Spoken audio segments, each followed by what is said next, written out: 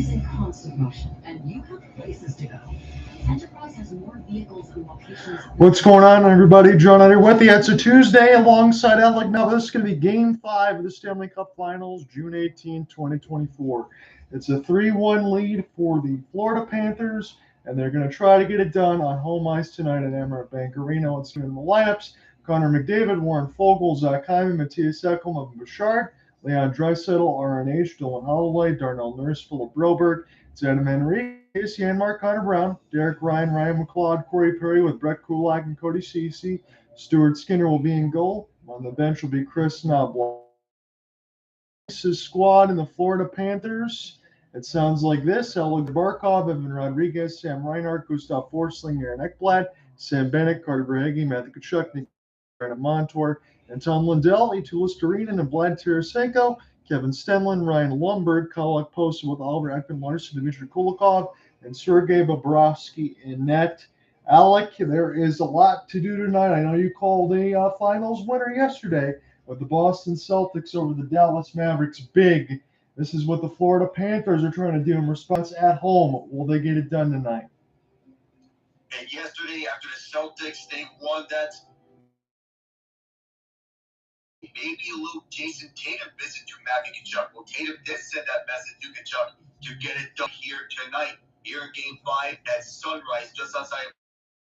The compass in the building, and perhaps Tatum and Tkachuk, maybe if the Panthers do win it, perhaps a little joint celebration over the city of St. Louis. The city is rooting for Tkachuk to win it and bring the Stanley Cup over to St. Louis, joining his father Keith and his brother Brady. That would be very cool to see them as joint champions on back-to-back days, essentially, both at the St. Louis Prep Academy, where they once went to school together. The most popular NBA and NHL champions. If Tkachuk can get it done today, that'd be pretty neat to see. And so let me just say this, Alec. Again, we can talk about Game 4 and the 8-1 annihilation that Edmonton was able to give to Florida. Again, Dylan Holloway with a couple, Janmark shorthanded, you had Henrique, McDavid, Nurse, RNH, McCloskey. He got destroyed, and again, he was pulled very quickly, making 11 saves in the loss. Stuart Skinner was masterful as he made 32 saves. That is all well and good for Edmonton, but it's just one game. And dare I say, I'm going to leave the same narrative that I did before. Edmonton needs to win a game of that again. I think they need to pump Florida a little bit, maybe by 3 goals or more, if they want to start creeping doubt in, because I expect a mental reset for the Panthers. The Panthers, they need that mental reset after Game 4. Burn the tapes for that game, discard them. You want to get over to Game 5 where you're back home. A lot of fans were waiting for a Stanley Cup here. They were waiting 31 years for a moment like this to come to immortality alongside the Heat and the Dolphins on the other 2 major sports around the Miami-Fort Lauderdale area, not to mention the 2 Marlins series. But the Oilers take it one game at a time. You want more games like these. Say you want to continue on with the 5-2, perhaps 6-3 type of score lines. You need more dose. Odd man rushes in that game, outscoring chances were 8-4 for the Oilers. That kind of shows you what they need to have. And again, I was watching some of the NHL Network coverage before we stepped in on the ESPN side, and the Stratomatic thing that they use pretty much predicted the winners of all 4 games correctly. The first 3 were within 1 goal, so it was pretty good. Again, I picked a 3-2 win for it. It ended up being 8-1. I don't think anybody could have predicted an 8-1. The interesting point I bring up to that is this. Stratomatic predicts that Edmonton wins this game 4-3 in overtime. It'd be the first time that we see that in this series. Should that happen, and should Alec and I witness that, that means on Friday, and all of a sudden, for Alec, that's going to change the narrative of this series entirely. It will. If the Panthers lose this one at home, that changes everything here in the Stanley Cup Final. We get a series officially with the Oilers saying it's back to Edmonton for Game 6. Of course, the fans are going to be pumped. Seeing a potential reverse sweep for the first time in over 80 years in the Stanley Cup Final. That has not happened in a long, long time. We have not seen a reverse sweep at any level of the playoffs since a decade ago with the Kings, who won the Stanley Cup that year. They began things out the first week over the San Jose Sharks. But if we do get a Game 6, Edmonton is going to get pumped. The Panthers need to get their confidence up, back, and quick. They need to do that, regroup, refocus if we do get a Game 6. As well. And again, I look at it this way, just like how I did with the Celtics the other day. And again, I know you called that one. That one was pretty much over from when it started. But in the sense, Florida needs to get this done now, because if you push yourself into a Game 6, all of a sudden, I'm not saying Florida is going to Oilers. One game is not going to do it, even in any fashion like that. But if they can do it tonight, that will start to change. So the third, see how that one goes. Maybe we can share in a little bit of a joint glory call if it's close enough to the point, or we already know whether it's decided, because I don't want to step on your toes. But I know you've been doing a lot of work too. I'm looking forward to this, Alec. Personally, as I said, I'll just be on board. I'm leaning that way for them to win, but I wouldn't mind to see this series get extended a couple more games either. Me neither. I don't mind a series. We both said Panthers in 6. If we do want to see this get extended, then that means the onus is on the Oilers to have it in the way they did in the last game, but close enough. The Panthers, they look rather slow on defending the odd man rushes. They were rather slow to get to the areas. The Oilers utilized their speed game to their advantage. 4 of their first 5 goals being scored off the rush, as was pointed out. And Ray Ferraro said it with how slow the Panthers looked. They were not Panthers-like in Game 4, where they were sluggish and they were a step behind. Yeah, and really, as you said, Ferraro and the coverage and all of that, it's exactly what Florida needs to fix, and it's also exactly what Edmonton needs to attack. I mean, really, you've seen Edmonton at their best. You've seen Florida at their worst. And honestly, if you look in the mirror for the Panthers, as we just talked about, it's an easy fix on the other side. I understand how hard it is to deal with McDavid, Draisaitl, speed in the middle of those lanes, just like they did in the first 3 games for the most part. With the exception of Game 1, Sergei Bobrovsky was absolutely brilliant. Again, Edmonton has played better in this series, and it probably deserves to be a 2-2 instead of a 3-1 going into today. But that seems like an easier fix. And for Edmonton, look, you've seen it. Your side, you know exactly how you have to attack. You got to play with speed and intensity. When Cooper was with us on the other side, he also got to mention, too, that you can't play like a chicken with your head cut off, but you still have to play with intrigue and ability and rush and be quick and also not make mistakes. So that's when Edmonton's at their best. You think Florida's going to make a little bit of a pivot, a little bit of a correction. So we'll see how that one goes as we'll get settled here at Amerant Bank Arena. Again, 3-1 series for Florida, and the cup is in the building. And 18-time golf major champion Jack Nicklaus is going to bang the drum. I like this. Yeah, golf champion banging drum here at Amerant Bank Arena to get the fans pumped. Game 1, we saw Mike McDaniel. Game 2, we saw Alonzo Morty banging the drum. So, if we do get, and I don't mean to sugarcoat this in any way, I don't mean to go way ahead of myself, but if we do see this series go the entire distance in Game 7, who are they going to bring out? John Babysbrook? You might as well. You got to bring out all the stops as you supply the entire. You gotta pick one from every sport, and what better than to have Babysbrook potentially going higher distance? That would be pretty cool. So Anton Lundell against Adam Henrique. That makes it interesting here as we start this game off. Now into the right side, Kulikov. We'll send this back around. Luostarinen. He gets tripped up and behind the cage. Edmonton, quick start. And that's a good save for Bobrovsky. Edmonton, take it where you left off in Game 4, utilizing that third line to your advantage. Adam Henrique, good setup to find Matthias Janmark, or that was actually Connor Brown right at Gretzky's office, who finally opened Janmark right in front, and Janmark, he was quick and reactionary to it. I felt a little more patience might have been preached, maybe a chance to beat out Bobrovsky this quick. That's crazy, Alec, because again, Matthias Janmark, especially in that game, was exceptional. And he already had a beautiful setup there from Connor Brown behind the net there of Bobrovsky. That is not what you want to see for Florida. They want to first 14 seconds. So now here's an opportunity for Edmonton. Brown, they'll rush across now with Janmark. Off the backhand, here's a slap. Bobrovsky as he kicks it away near the right side. But this is across the wall. And this is all across with the third, fourth line out there right now with Kris Knoblauch's squad. So this is without McDavid. Now you see Draisaitl. Here's a wrister. And Reinhart gets stonewalled by Skinner. The goaltenders are already ready to go here. They are.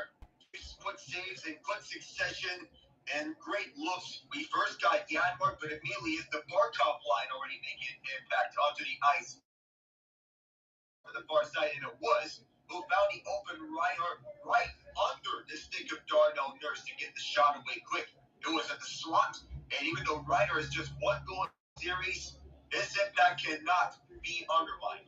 Well, I'll say this right now. Tkachuk chance off the draw is saved by Skinner. They're already Skinner's hell. They're already testing the play-by-play and color side of it. Alec, this is a quick start. So far, so good. Especially for Paul Maurice, 14-8 career record and potential series clinching games in which he's free and free in this postseason. No worse for wear, but the Panthers, they're immediately jumping right onto it after. But Sam Reinhart and Matthias Janmark, ironically, the two number 13s, as we have an icing on the other side. Who says the number 13 brings bad luck? The two of them brought good luck here. Yeah, they have a lot of good chances here. The series has been entertaining again. Teams to force Game 6 when trailing 3-0. Devils lost in 6 to LA. Lost in 7 to Toronto. Again, Toronto was the only other one to be able to get that one. All 3 won Game 5 at home. So even just getting to Game 6, being down 3-0, not a lot of teams even do that. As Bennett with a chance right out in front. It's loose. Florida. Watch this one get sent all the way down. It's a race for the puck now. McLeod. Hyman lost. Nikola gets there first. Nico ahead of that on the icing, but a bad scramble immediately. They're testing us here early this first period, and we get most of the stoppages. Oh, whistles are out. Just a minute 23 in, and the Panthers more rushes to this puck, being more active and more cautious when taking the looks. Barkov will win it now for Forsling. As this goes near the right side, Rodrigues, but the pinball's off Barkov. We'll get the steal. Off the backhand, set it up, Crozo with a stop by Skinner! He jumped right onto it off the one-time feed from Barkov to Ekblad. 2 to 3 guys who are original draft picks on the Panthers on this team. Barkov right by Brett Kulak to Aaron Ekblad, and Chuck stayed out. There was a little bit of open room over the right side for Ekblad. Look there. Tested both sides. Stuart Skinner on base still. Holy cow, I'm looking at the score clock. It's 18:26 in the first. I've already feel like I've been at decibel level 11. We're going to break the speakers here. This is now to the left side dot. Here's a couple of stick chops. Ekholm off the half spin. He's trying to get it loose. Now Rodrigues. Chase after his Bouchard gets the pin. Florida gets a steal. Put it around the embankment. 3 shots to 2. Stuart Skinner already with a couple masterful saves. And Bobrovsky has already been worked pretty heavily here as we're just 2 minutes expired into the first as this one gets sent in. Now this will be recollected. Ekholm will look to slow it down just a little bit. But Edmonton does like to play with some pace as this one gets sent back in into the right side boards and then around the end boards. Now here's a slapper Bouchard. This one will just work as almost a clear as this will go around the horn again.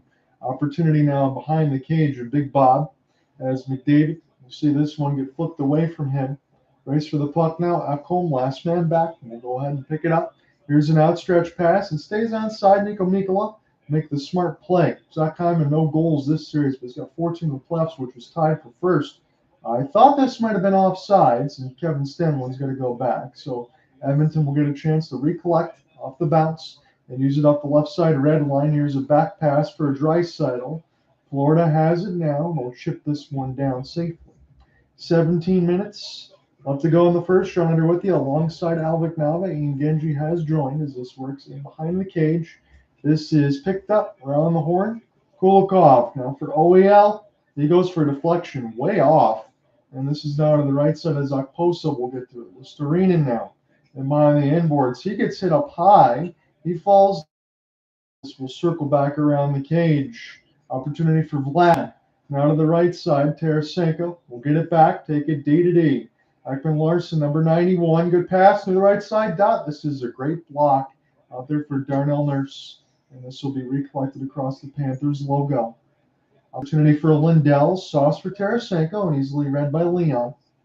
We'll spin back behind his cage now for Evan Bouchard.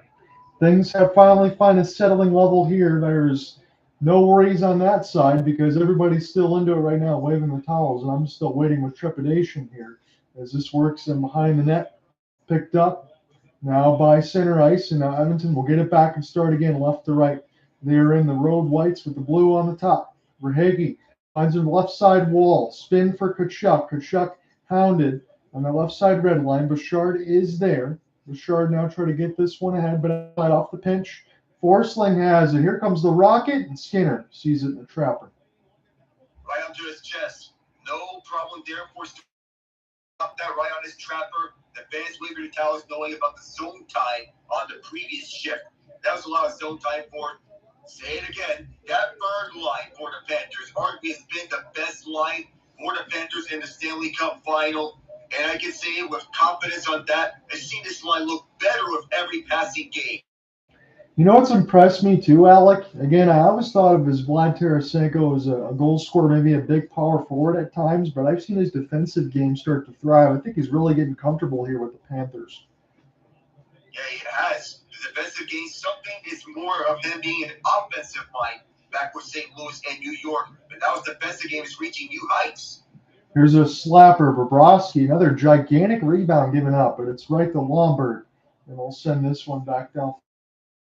Oposo finishes his hit. That's going to bring the crowd to its feet. He's got it now. Safely back to D. Turnaround shot. This deflected off of Lombard. And we're going to get a call off the stick. I believe it's going to be a high sticking penalty that puts the fans on their feet. If they believe it's going to go against Edmonton, the Panthers are going to the man advantage. Everybody absolutely pumped right now in Emerald Bank Arena. Again, I'm excited as well alongside Alec now between playing color, and we'll definitely switch. But it's an opportunity here for the Panthers to win this for the first time. Again, in '96, they were swept by the Colorado Avalanche. They lost pretty much in 5 to VGK. Now they get an opportunity here with Kulak in the box, and man, that was an easy. No question. Ryan Lombard got sticked up high and got right onto the nose, no blood, so that's going to be 2 easily. Verhaeghe now. Off the back skate pickup here for Alexander Barkov. Again, he's got a Selkie in his back pocket, but he wants a Stanley Cup. There's this one now for Reinhardt. This will be turned over. And now an opportunity, 2-on-1. Later having 3-on-2, I should say, as this one goes back on toward. He'll hold. He gets dispossessed a little bit by RNH, but Reinhardt gets a chance to pick it up right across center ice for Verhaeghe near the left wing. Now we'll send this around the embankment. Tkachuk will get to goes D to D off the back pass. Good stick in the lane for Edmonton. Here's an opportunity for Brown. Backhand scores! Short-handed again. The Edmonton Oilers for the second straight game scored their first goal short-handed. That was a beauty by Connor Brown. They go forehand, backhand, right on Sergei Bobrovsky. He poked it away from his own zone, and by the time he beat out every one of the Panthers attackers on the power play, he toe drag around, backhand. Bobrovsky tried to outstretch himself on the right pad. He had no chance to stop that, even if it bounced off his right skate. Man, oh man, the opportunities that the Edmonton Oilers have had shorthanded coming off of Florida's power play. They've really taken advantage. Continues to bring the pain. Here's Tarasenko now to the right side boards. Again, can Edmonton give this same response? It's kind of how the game started in Game 4. Here's Tarasenko, ripper up high. Good save, Skinner. And now they're going right after Bennett. And now a headlock goal. A lot of it as well. This power play is looked rather shaky. The Oilers having killed 40 of their last 41 penalties. We can put that on replay time and time. Yes. That is a beaut for Connor Brown for second of the playoffs and his first since Game 2 of the Western Conference Final. the extracurriculars, what else is new? When you have Matthew Tkachuk on the ice, but it's not Tkachuk, it's the second unit. Rodrigues now off side boards. Tarasenko now trying to find it. He will get to it as he'll send it back around for Erod. This will work the D here. Bennett now off his back. Picked up now for Tarasenko. He's in deep. Lindell behind Skinner's office. It's back to Vlad. Now Lindell working in behind the net like they like to do. Ekman Larson on the right side. Tarasenko. That's a very poor pass. And it's going to allow Edmonton to essentially throw this the length of the ice and kill this penalty. They're already up 1-0. A Connor Brown shorthanded goal. Bennett finds the entry himself. Leaves for Stanley. Very good for the Edmonton Oilers, who continue the historic penalty killing, and now they're bringing in the shorthanded pain, as this is lifted around a couple times, and Edmonton gains the line and sends it in. 31-9-3 in the regular season when scoring first, 11-5 in the playoffs. It bodes pretty well as this gains the entry. He'll have to get back to his defensive post as works in behind the end boards. It's right from Luostarinen, and now Leon Draisaitl. Good work for Luostarinen. He's got no reinforcements, though, but he was able to get this one deep as Draisaitl had to take a few more hits, trying to wear that down as much as possible. Good pick on the play. Edmonton gets a chance. It was stopped by Bobrovsky. This is loose in between the pile of players, and this will be backhand shoveled away. Draisaitl is in his own end. The shot board reads 6-6, but a shorthanded tally has given Edmonton first blood in this game. Draisaitl now between the right side. This is intercepted and flubbed in deep. Opportunity for forechecking now as McDavid sends it behind the end boards. Barkov will get it out the center. Diligence and fire it back in. 12 minutes in to this first, John here with you alongside Alec Knoblauch of 1-0 lead for the Edmonton Oilers. Kevin Stenlund doesn't see the puck hit to him and now recollected across the neutral zone. There's an opportunity for Reinhart, but he flubbed on it momentarily. Ekholm trying to get it out. And now the rest of the Panthers got to get on side as Ekman Larson will just catapult this thing behind the end boards. Opportunity now for Bouchard. We'll take a long flip, 100 feet. OEL will get to it first. Play it off the backhand as it's gloved down across for Kulikov, and then chipped away by Bennett. Verhaeghe will give a little soft chase here as this opportunity for Ceci. Send this around the left side. Good feed and stride. And here's a wrister that's stopped from Henrique by Bobrovsky as we get some more pushing and shoving. Kulikov and Henrique in the midst of it. After that, with Henrique, nice Russian stride after that Connor Brown shorthanded goal. But Henrique looking to match that speed that he had back with New Jersey when he was a youngster, with 2 goals in Game 7 against this. And that overtime goal they have for the Devils against the Rangers, that's the iconic Doc Emmerich call. But he's back in the Stanley Cup Final, already making an impact. So is Connor Brown, opening his scoring with a second with the playoffs. That's the lone tally at the 5:30 mark of the first. I'm going to wait until the first period to get my definitive thoughts from the first intermission, Alec, but I can say this. Right now, this Game 5 looks a lot like Game 4. So far, it does. The floodgates open, short-handed. So we welcome Ian on board.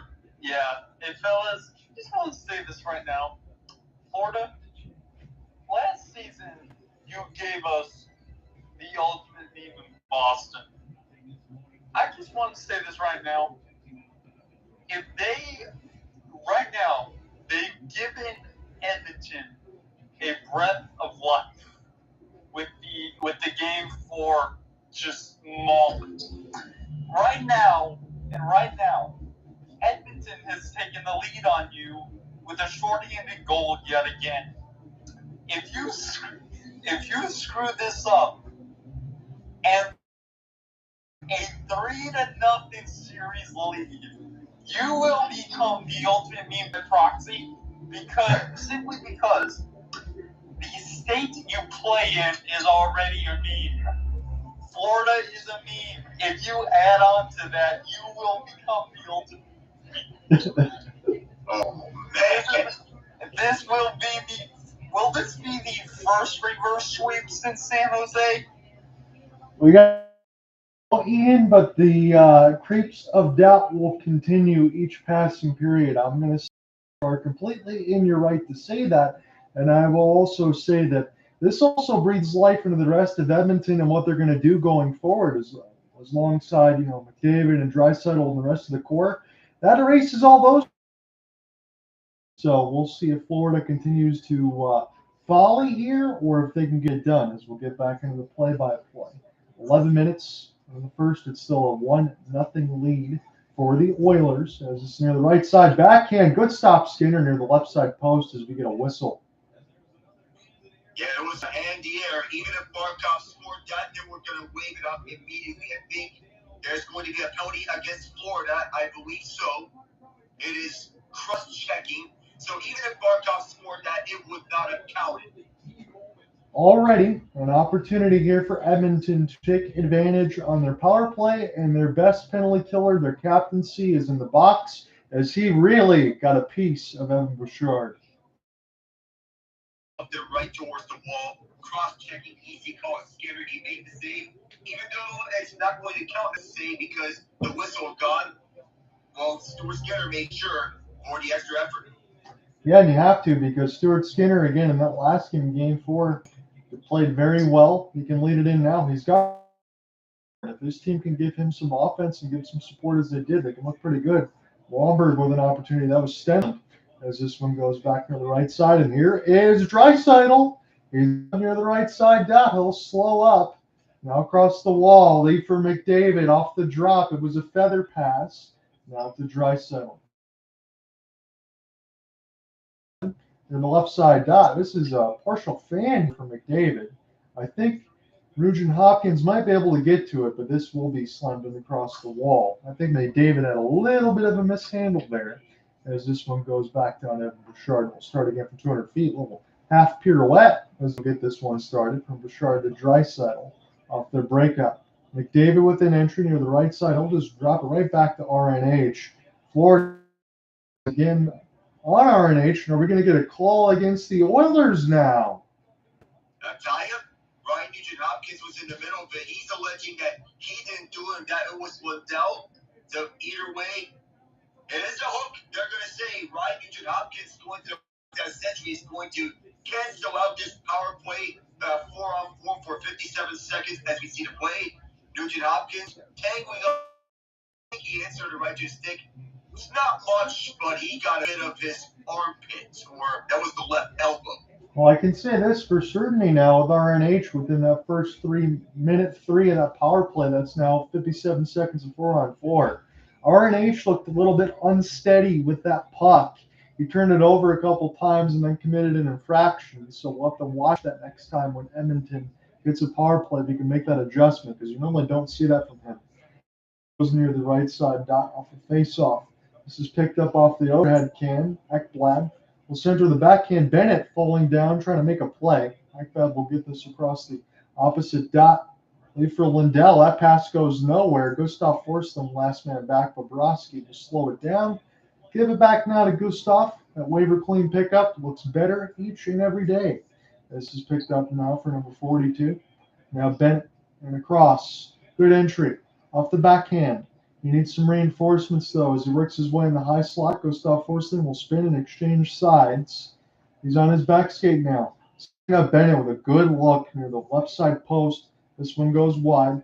And now the Oilers want to try to make another opportunity off the counterattack. And Darnell Nurse will get a poke check toward Bobrovsky. And it'll force Florida to have to handle this again as it's expired. It'll be an abbreviated power for the Panthers. They got a minute left to go in it. As Reinhart will start again. He's getting his signals of what he wants to do on a quick breakout here. Leaves it for Kachuk. Reinhart, Verhaeghe, wrister. This one masterfully blocked by Ceci as this works off the backhand. Opportunity now for Montour as this one recollected through neutral. Kachuk's got him. Will slam it across the left side red line. Skinner leaves it now for Barkov as Verhaeghe and across the left side. Alexander pinned near that left side red line. There's 3 Oilers there to 2 Panthers. So he's sent back around for Ekholm. And they'll walk back down the ice, walk down by Montour, and they'll start again with the Florida Panthers. Good outstretched pass for Barkov, but the shot gets deflected up and out of play. I've allowed only 4 power play goals on the postseason. In the first 8 periods, the Panthers outscored the Oilers 11-5. It's been all Oilers 11-1. A masterful game for Edmonton. And right now, the Oilers having the first goal, maybe in line for another. Panthers, they're so good at home. No, you don't. And again, what makes things interesting, as we said, with the amount of travel, you get 3 days in the sense you wouldn't be back to this till Friday if we need it. So again, it's another time to sit and think for the team that gets a loss in this game. And you don't want to have that on the Florida side. You want to be able to try to get this done right now. Does hit the glass and goes in across the corner as a couple sticks get knocked out of the hand of the Oilers. And a good pinch and behind that defense, but you got to look out here for the Oilers just in case they can make something happen. As Brown will watch and is off wing. Florida's got it. There's a pass from 40 and across the players' benches and slammed in by Lindell. It was partially blocked. Picked up now by Hyman. He throws a hip in there as this is recollected off the backhand near the right side red line. Tarasenko. I thought, but this will be intercepted. Lindell trying to make an outstretched pass. Able to stay on side was Lindell and Tarasenko, but it's turned over on the left side. Ekblad off the chop gets it around McDavid. And now Florida able to escape just for a moment. All sorts of reverse body benches. Nothing too big, but there was a lot of bodies bouncing around like pinballs as Luostarinen now and against the left side boards. Ekblad reset in his own end. Shots are now 9-6 Edmonton. It's a 1-0 lead for them, courtesy of a Connor Brown shorthanded goal. Much like the start for game hit bomb into the right side. I don't know if that's going to start to draw a crowd soon, but he definitely put the shoulder in. That was Bennett. So is it offside or is it boarding? I think it's offside more so for what we think is this one exited out the offensive zone and right onto the right point. But we see offside. No head was in the air for that hit by Kachuk.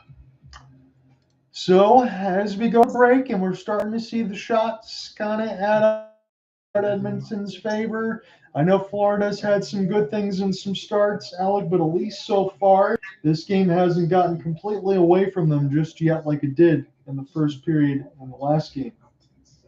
No, they're still within this. And kudos to their attack and their efforts. Though defensively, the short-handed goal, there was nothing that they could really do because everyone was trapped. That was just a good defensive play, turning into transition offense by Connor Brown. But the Panthers, by no fault, they're still in this. You're just going to have to try to find your game in fits and starts and bits and pieces and make sure that you continue to use that energy from the home crowd, all the cliches and the things that we've heard. Again, here's a big advantage in the stat line so far of Edmonton and their defensive effort. Well, nothing better showcases this with 6:31 left to go in the first. They already have an 8-1 lead in the blocked shots advantage. They've already pretty much haven't given the puck away that much either. So they've played good defense. Again, they've shut down the Panthers a couple times on power play and on blocks already. That's a pretty good start for them. Working their own on the defensive end. Good job by Paul Coffey and company on the defensive side. Of course, that turnaround. Coffey was already within the organization as part of the front office. Now he's come on as a defensive specialist among the assistant coaching staff, alongside the two assistant coaches, the mainstays, Gwen Goldson and Mark Stewart, assistant coaches for the Oilers. Though we also need to point out about Stuart Skinner. With physical elimination, he's undefeated. 3-0, 133 GAA, and a 938 save percentage. In games 7, with Skinner starting, he's undefeated this postseason. The Panthers, on the other hand, to counter that, they're 4-1 after a loss. That low. If Stuart Skinner can play like that to find their attack, they can certainly do this. I'm just going to say that honestly.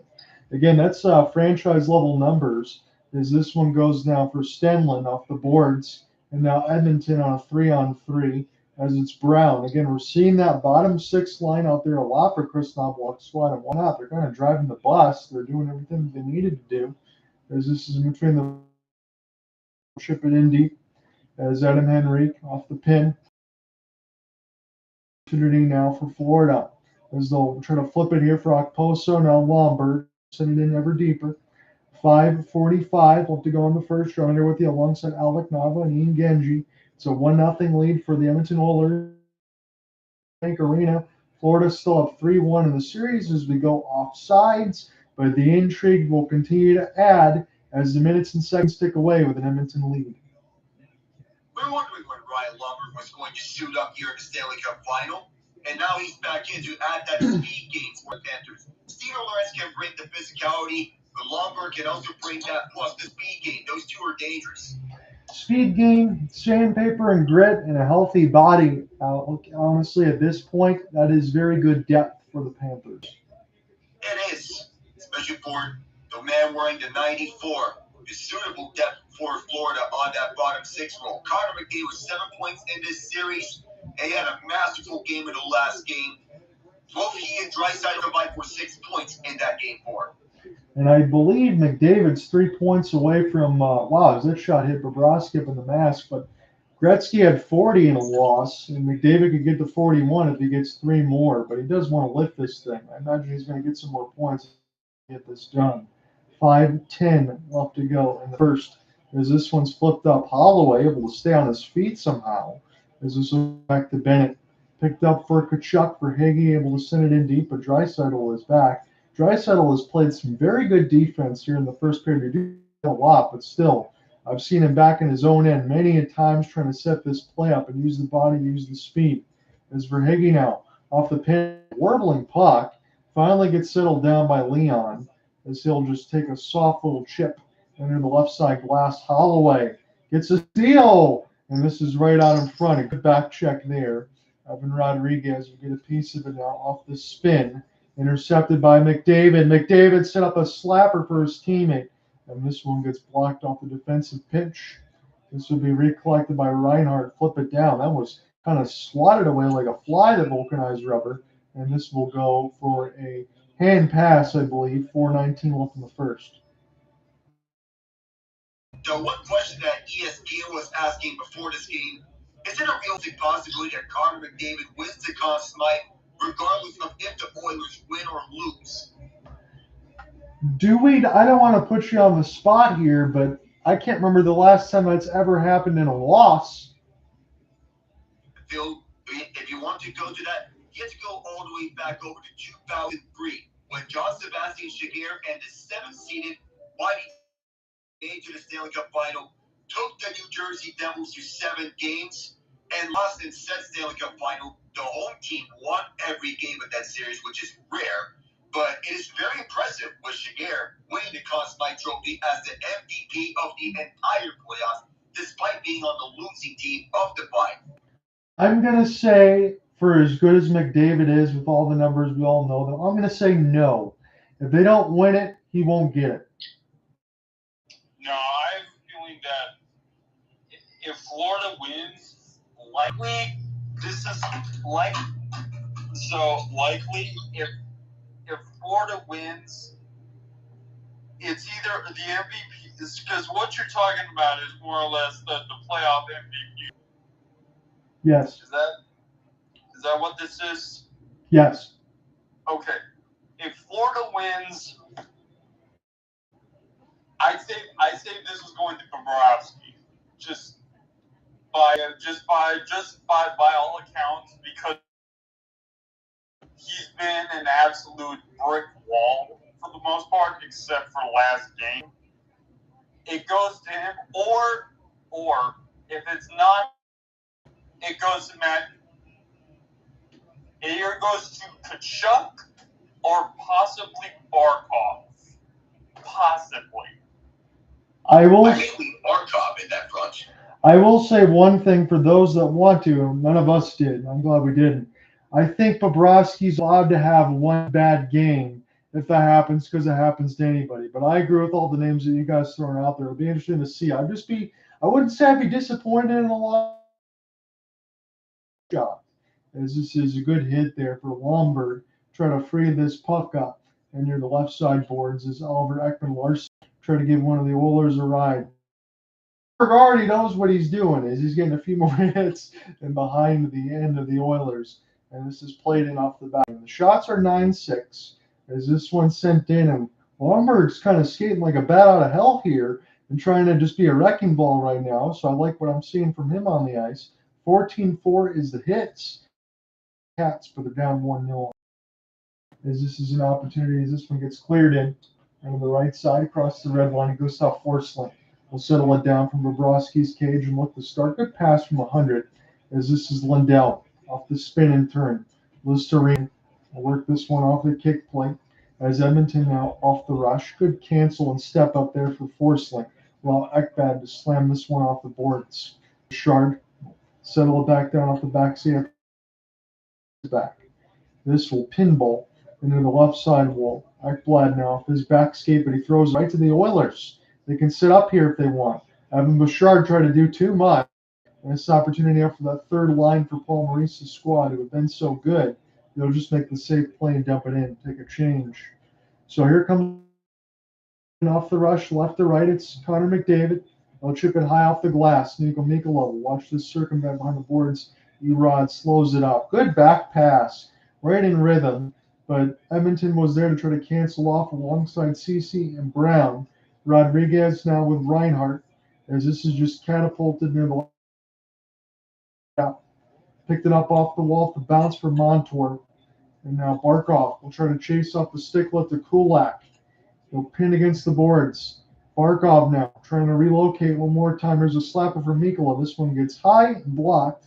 Picked up back now by Nico as he fires it in. 2:05. Stuart Skinner will settle it down. No shots for Florida in the last 12 minutes. Let that sink in for what it will. As this is sent back down, Bobrovsky will watch. He will not play as he's back into his goal crease. This will be Janmark. He's waiting. Try to set it up into the left side for RNH. Picked up now as this will get slap shotted behind for RNH. Here's a good finish there for Tkachuk on Broberg. Oliver Ekman-Larsson trying to find it and knocked it away from Kulikov. Now Verhaeghe. Offed it in. It's Tkachuk. And off the left side boards, Bennett will circle around. Ekblad will chip in deep. It is Bennett now with Tkachuk. Bennett now with it, trying to center feed. This one bounces high over the cage. It's kept in and bounces inadvertently off for Verhaeghe. Recollected across the left side red line. Slap shot one more time. Florida trying to find some entry. They've had the puck, but not a lot of shots of late. As it's still not 3-on-2. Here is Holloway. Wrister stopped by Bobrovsky. There was a rebound in between the 5-hole. As this is Verhaeghe off Ekblad. As this gets punched out of the air. Now Bennett lost it in between his legs. Draisaitl's there one more time off the back. 200-foot game going all night. And we still got 40 seconds left to go in the first. He's been backlining his own in a lot. As this one's chipped in on the left side glass, Bouchard. He will lose it. Florida tries to get this one past center. It'll be dumped in. It takes a weird carom. But Mikkola is there. 20 seconds left to go in the first. Mikkola now as Barkov will find it off the half spin. McDavid's right in his face, not leaving him alone here. There's 10 seconds left to go in the first. Edmonton fires. It was a big rebound, but McDavid didn't hold. McDavid now. 4 seconds. They'll backhand it toward the cage. That enters the first. It ends it, I should say. But if McDavid found a way to get that off the first bounce, he had a wide open net, Alec. It could have been 2-0. It could have been. Could have been trouble for the Panthers, as it could have been 2-0 at the end of the first period. And now at the end of it, there will be an interference penalty at the end of it. The Oilers will start the second period on the man advantage, and Nico Mikkola can't believe it. He has his jaw dropped. I believe he's going to go to the box. So, David, Nugent, Hyman, and Bouchard to start off that second period. And one can expect, time and time again, like what Kris Knoblauch has done repeatedly throughout the latter 2 rounds, that top power play is going to be double shifted on the man advantage. The return feed for McDavid, and he was ran out of time to shoot in that first period. So we'll see now. Again, I mentioned in the first period play-by-play. I'm going to transition to the color side now. We'll take over the second. But I mentioned RNH, a little bit of fumbling with the puck in that first power play attempt. They'll get a chance, fresh ice, everything else, just right off the jump with a power play. We'll just give you a quick reset. Again, 2 penalties aside for both teams, but Connor Brown, the only goal handed right off the steal. One-on-one with Bobrovsky, who's in a full sprawl. Try to get that one with the right side of the pad. Just eluded him there. 5:30 into the first. Bobrovsky, 9 out of 10. Stuart Skinner hadn't had to face a lot of vulcanized rubber. 6 out of 6. And as far as the team stats, so make sure I pull that up correctly here. 10 shots to 6 in favor of the Oilers. 15 to 6 on hits for the Cats. 9-9 on the draws. Dead even. Again, power doing yet. We imagine Edmonton has a really key opportunity here, Alec, as you mentioned, to start the second period with a man advantage. Hey, fellas.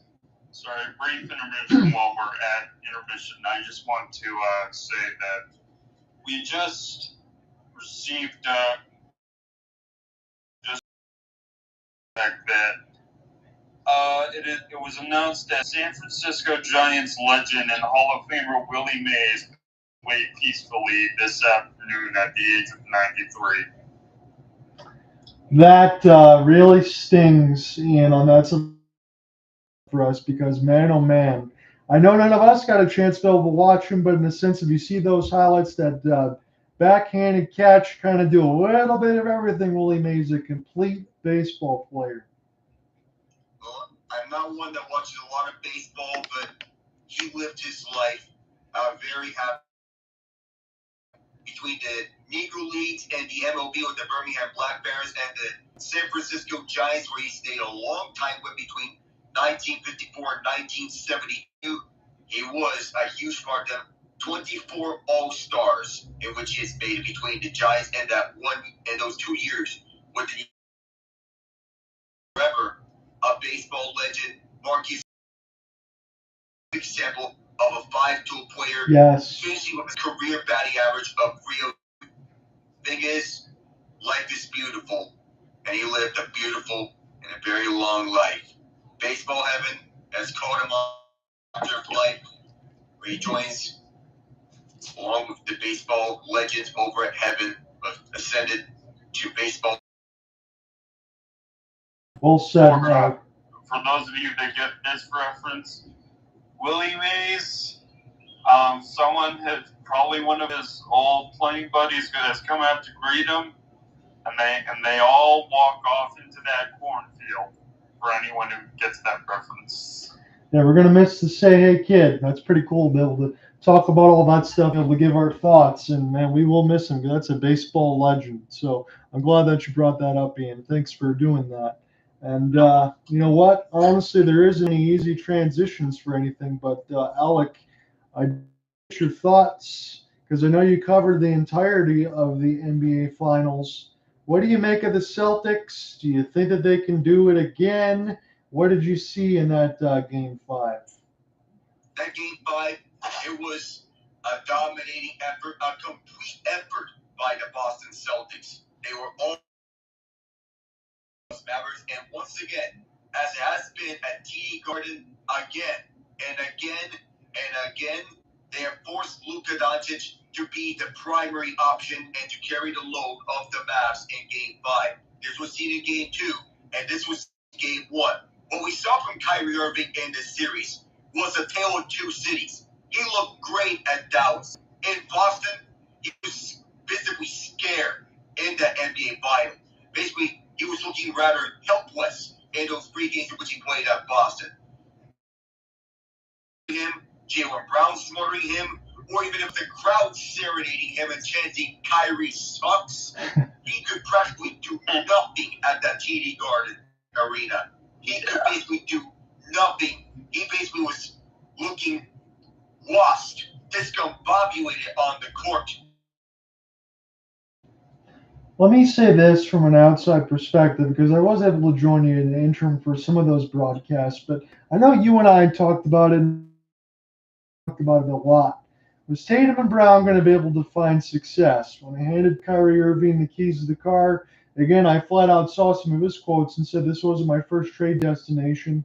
I wasn't sure what to expect. And then he had those really weird quotes the other day, kind of calling the Boston Celtics fans and their organization a little bit of a cult-like following, in the sense of you got to understand all the legends, you got to understand the passion and the want to play here.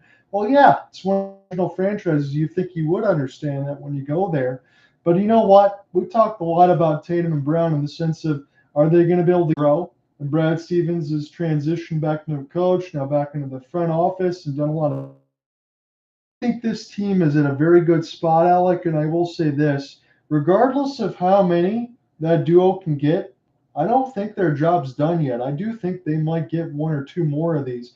Maybe not consecutively, but the only piece that is in any sort of trouble, and I'm not saying this in a bad way, Drew Hyman, the guy that's getting up there in age as far as their core. Yeah, he signed to a long-term extension, which it runs through 2028. You wonder how much defense he has left him on the long term. While we don't expect consecutive championship for the Celtics, with this core, they're in a good spot. And if Holiday fades out with age, you'd wonder who's going to be their starting point guard. And now that you have Marcus Smart out of the picture, do you see Peyton Pritchard elevate to the starting five? Or do you insert Sam Hauser into the starting five and move Derek White to point guard? You have your core established between White, Hauser, Tatum, Brown, and Kristaps Porzingis on the front court. You're in a good spot if you're the Celtics. And while you haven't been a top 3 seed in the playoffs, you still did what you had to do. This is the winningest run that the Celtics have had since the Larry Bird era. Yeah. 16-3 over the 1 year when they went 15-3 in the playoffs. And for that to achieve that, I'll give them all my props. The moral of the story here that you need to assemble as carefully as you can and get all the right pieces around you. Not to mention about Xavier Tillman, who was acquired at the deadline. He filled in for the injured KP in the games in which Porzingis first round, second round, third round, or even in the NBA Finals. But Tillman's looked good in Game 3 in that victory. Still, Alec, John, we all know who deserves the most credit for the Celtics. Alec, I think you know for sure. John, you being a Pistons fan, I'm sure you know where I'm going with this too. Got it. Boston Celtics fans, there is one man that you should truly thank for this deal. Let me guess, Billy King. Billy King. Billy King for showering you,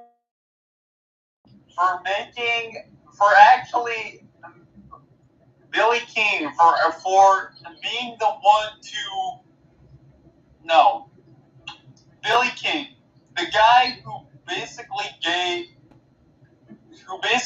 Danny Ainge the first Sam Presti and the successful Sam Hinkie by more or less breaking the matrix, playing fifth-dimensional chess, and eventually bringing a title to Boston. Because it was Billy King who traded for Garnett, Pearson, Terry, and gave up everything. And you got Tatum, Brown. Yes. You got all these players. It's Billy. It may have been Danny Ainge or Brad Stevens that had their hands building this team. I agree. But we all know who laid the foundation, or rather, who provided the raw materials. That's well said, Ian. And Nets fans, they're stuck wondering, what if Kevin Durant's foot was a half-inch shorter? You have that too. At the time you had the multi-billionaire owner Mikhail Prokhorov. He had Bennett. They wanted to make a gigantic splash. They go ahead and make all those trades. That didn't work out very well. And I know the Celtics had to kind of absorb Gerald Wallace and things at the time, and everything Ian said kind of brought into fruition. And in that back half, I kind of told you in the sense of Brad Stevens, but that's what laid the groundwork. And you want to make some splashes, but by the way, you lose out on pieces like that the Celtics will have for years to come. It's like I always said, you can be friends and trust a Russian, but never ever trust a Soviet. idiot. Oh, you know what? There was the Cold War reference.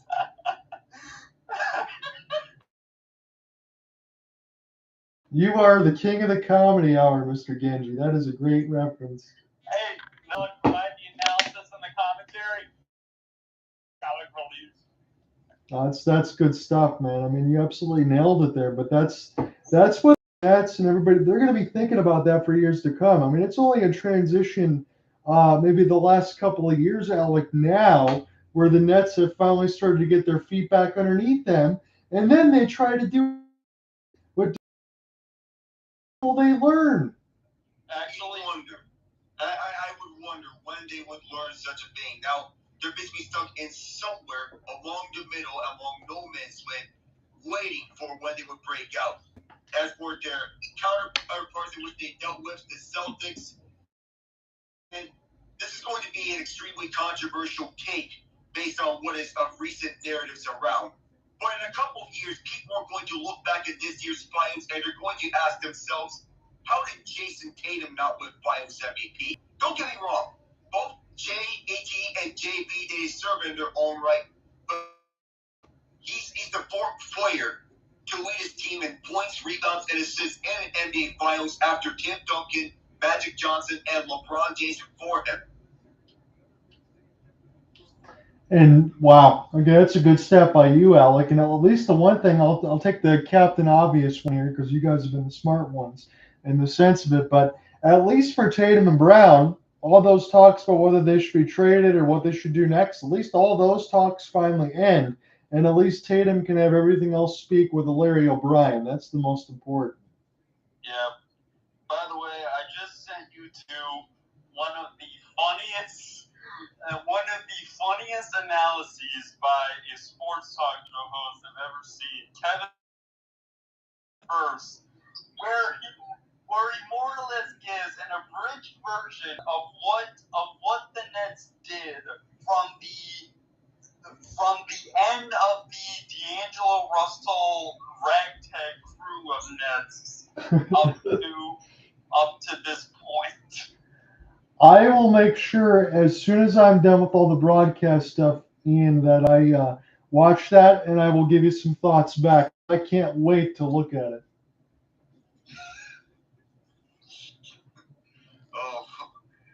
Oh, need to get the popcorn out for when I see it. Yes. Yes.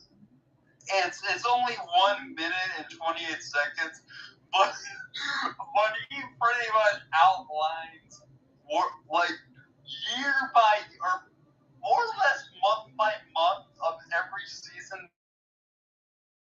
and it's actually spectacular because it's almost like a tree style video, but he does it in under a minute and a half, and you clearly like for the Brooklyn Nets up to that point where he stops.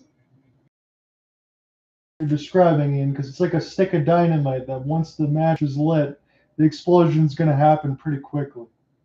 Yep. Ticking time bomb. So 2:25 left, Alec, until you take over. Let me just get a quick synopsis from you as you switch back into gears here in this second period. What do the Panthers need to do to kind of keep this game where it is, and what do you want to see from the Oilers? Press on defense. You need to press here to start off the second period. Force the Oilers over to the outside some more like you have done in every fight.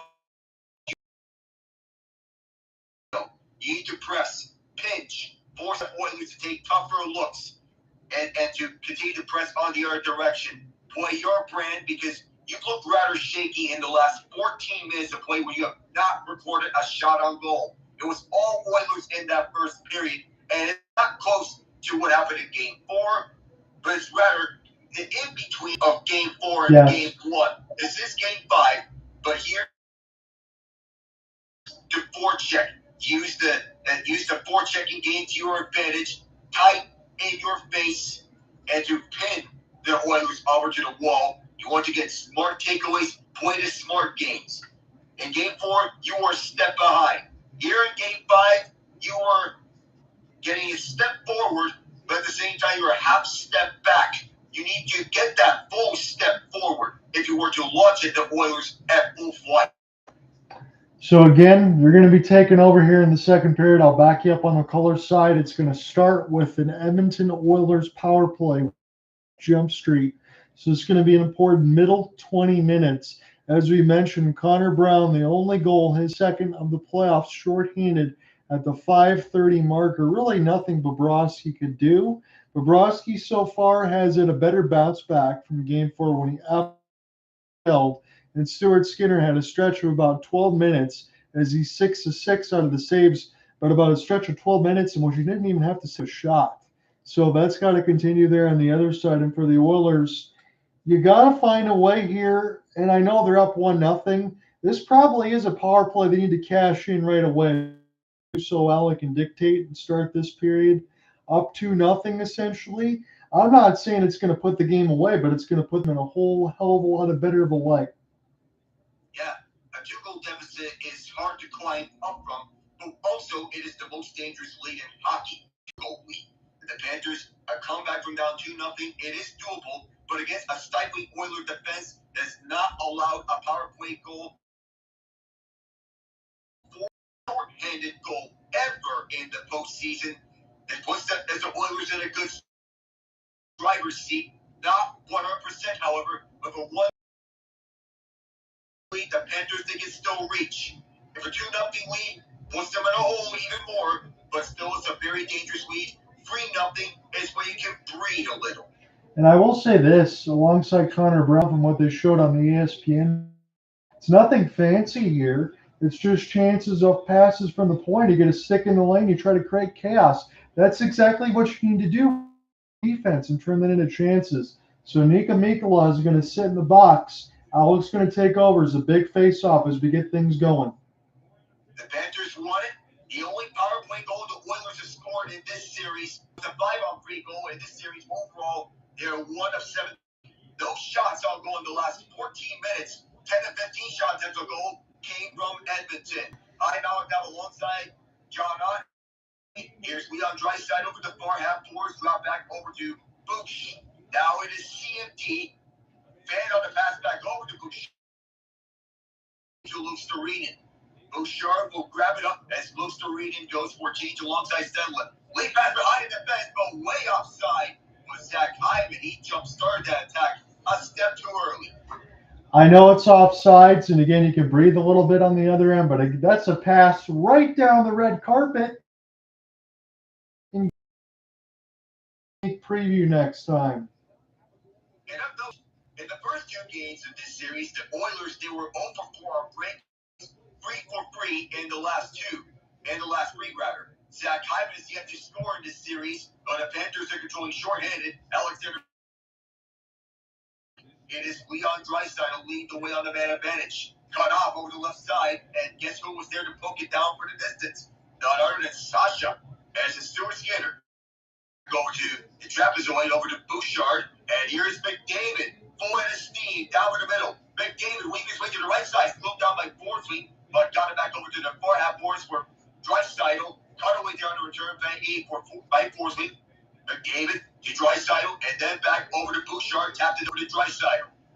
Back over to Bouchard, deep right point. Danuge at the left side, over to Bouchard, center point this time around for McDavid. Top of the right circle, chip pass, Draisaitl.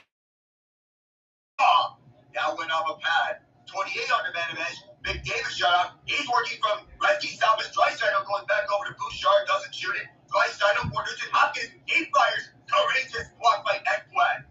Danuge keeps at the far corner. Hyman setting up. Danuge on the bouncing puck reflex. Back for Bouchard. To who we go to? McDavid. Down low for Hyman. Nugent-Hopkins. Can't get on to Bobrovsky. Now McDavid dropping back over to Bouchard. 2 seconds, one. Bouchard, he scores!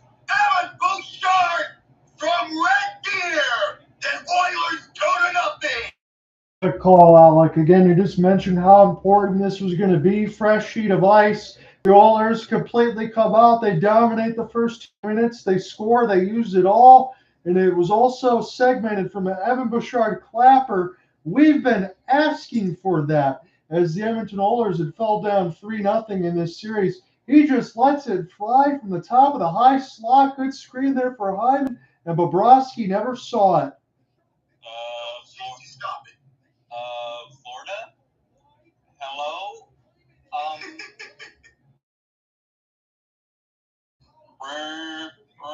Is this thing on?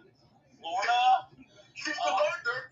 And the phone's ringing. LA answer when there's a loose helmet onto the part of 7. I'm not sure if there was a deflection this puck was on the play. Was it off of Forsling or was it off of Hyman? If it is Hyman, then that would tie him with Alex Ovechkin for the most playoff goals in a single postseason in the last decade. Oh, jeez. So Cooper Hopkins is going to come in here. I don't know if you and I will be mixing in, Alec. You're going to take all this second. And we're going to watch. Again, Cooper doesn't have to think about whether or not he's a good or bad luck charm for the Florida Panthers. But right now they need a pulse because they look like they're flatlining a little bit. And there you have it. It is Hyman. It's 15, which is Ovechkin for the playoff lead in the last decade. So a couple more. He can break all these records. Matters the most for the Oilers. They had. You remember it was Evan Bouchard with the clapper, 94 miles officially on the miles per hour clock. This is the Panthers. They trail 2-0. But once again, the 2-0 lead is the most dangerous lead in hockey. From distance, out, smoked it wide. Kulikov on the hole in his second stint with the Panthers. Kentucky Taze from the trapezoid. Onward, somewhere at the 5-4 Lardo area. Jason Tatum is watching. OEL holds away from a crowd. Lost the handle. Corey Perry stifled by Darnell Nurse. And back the other direction, Philip Gruber. He'll just dump this one in. Thought he was going to go on the rush. But 3 assists for Connor McDavid, who is extending the NHL record for most assists in a single playoff run. Wayne Gretzky had the previous record. Tarasenko from the far corner. Shoved once, twice. Trying to poke it free. Cody Ceci in the way there alongside Adam Henrique. Anton Lind around. Brodeur at force. Tarasenko rushes to it. Now back behind net. Luostarinen trying to poke it. Close. Right onto the goal. Stuart Skinner. Sir. No, sir. He needs to be the answer right now as Edmonton's back in the driver's seat scoring some goals. It's going to be up to Skinner at some point to make some save. It's the first action he's seen in a while. Here. Welcome on board, Cooper. Thanks for having me, John. Time to see what I think most of us here were afraid of, that the Edmonton Oilers would continue their momentum. We boys might be watching this series turn on. We thought it was getting ugly at an 8-1 scoreline. I don't know. Edmonton looking even more dangerous tonight. And right now it's Dylan Holloway with the puck, taking this right behind the Gretzky's office. Brett Kulak on the hole, right around over to the far corner. First there was Draisaitl and Nugent. Poked aside by Brodeur on the keep over to Holloway. The Boston Celtics, they're in Miami right now as that pass was intercepted by Rodrigues. That was a poor pass as Rodrigues got the one poked away on the dump in and that shot right in front. Rodrigues, he was looking across for Barkov. To the right point, Brodeur mishandles. He'll slap it back around. Rodrigues has to get out. He'll be recollected by Oilers as he's still in the air as Rodrigues goes for change. Kulak around from near to far. Recollecting his forcing. Brett Kulak has been up. He played first with Calgary and second with Edmonton as the Panthers ice it. Bouchard, the first one back. So, Cooper, let me ask you this honestly. Send you a check for Friday and Monday in pay salary. Would you be able to join us? Well, boys, I think I'll be able to join you on Friday. I don't want to believe that it's going to go any longer than that. Now I'm getting really nervous over here. So I'm going to defer my answer until maybe a couple periods from now. We'll see if the Florida Panthers get right here. Yeah, we need to see something, Alec. You take it away. It's 1-on-1. Carter Verhaeghe can't get by for the stifling Oiler defense. Around short-handed. Zach Hyman on the man of edge. Bennett, nice shove there by the Oilers as Bennett reverse hit his man. The late offside is on. Re-entering first is Tkachuk. Bouchard held inside by Forsling. That ball almost got tipped. Or I thought it was, but Skinner, no worse for wear. It's going to be a break. Warren Vogel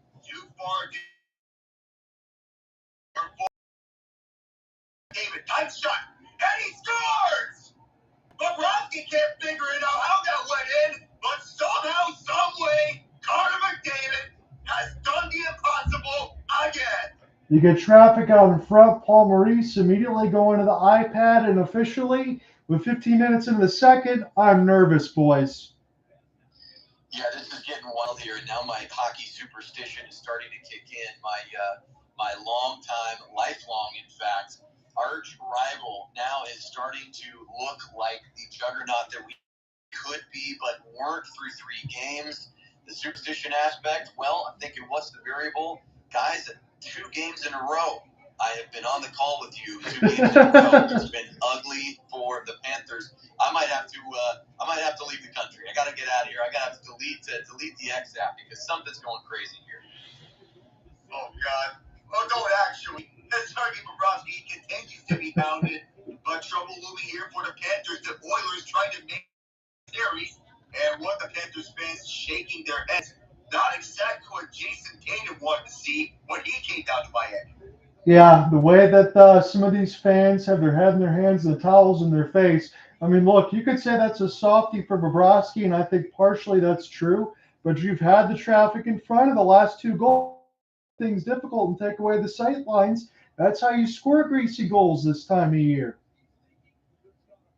Yeah, really scary stuff from the Oilers. They're doing it with skill, they're doing it with teamwork, and they're doing it with a little bit of elbow grease. And the hockey gods certainly seem to be shining down in their favor right now. Not really clear what Florida needs to do here.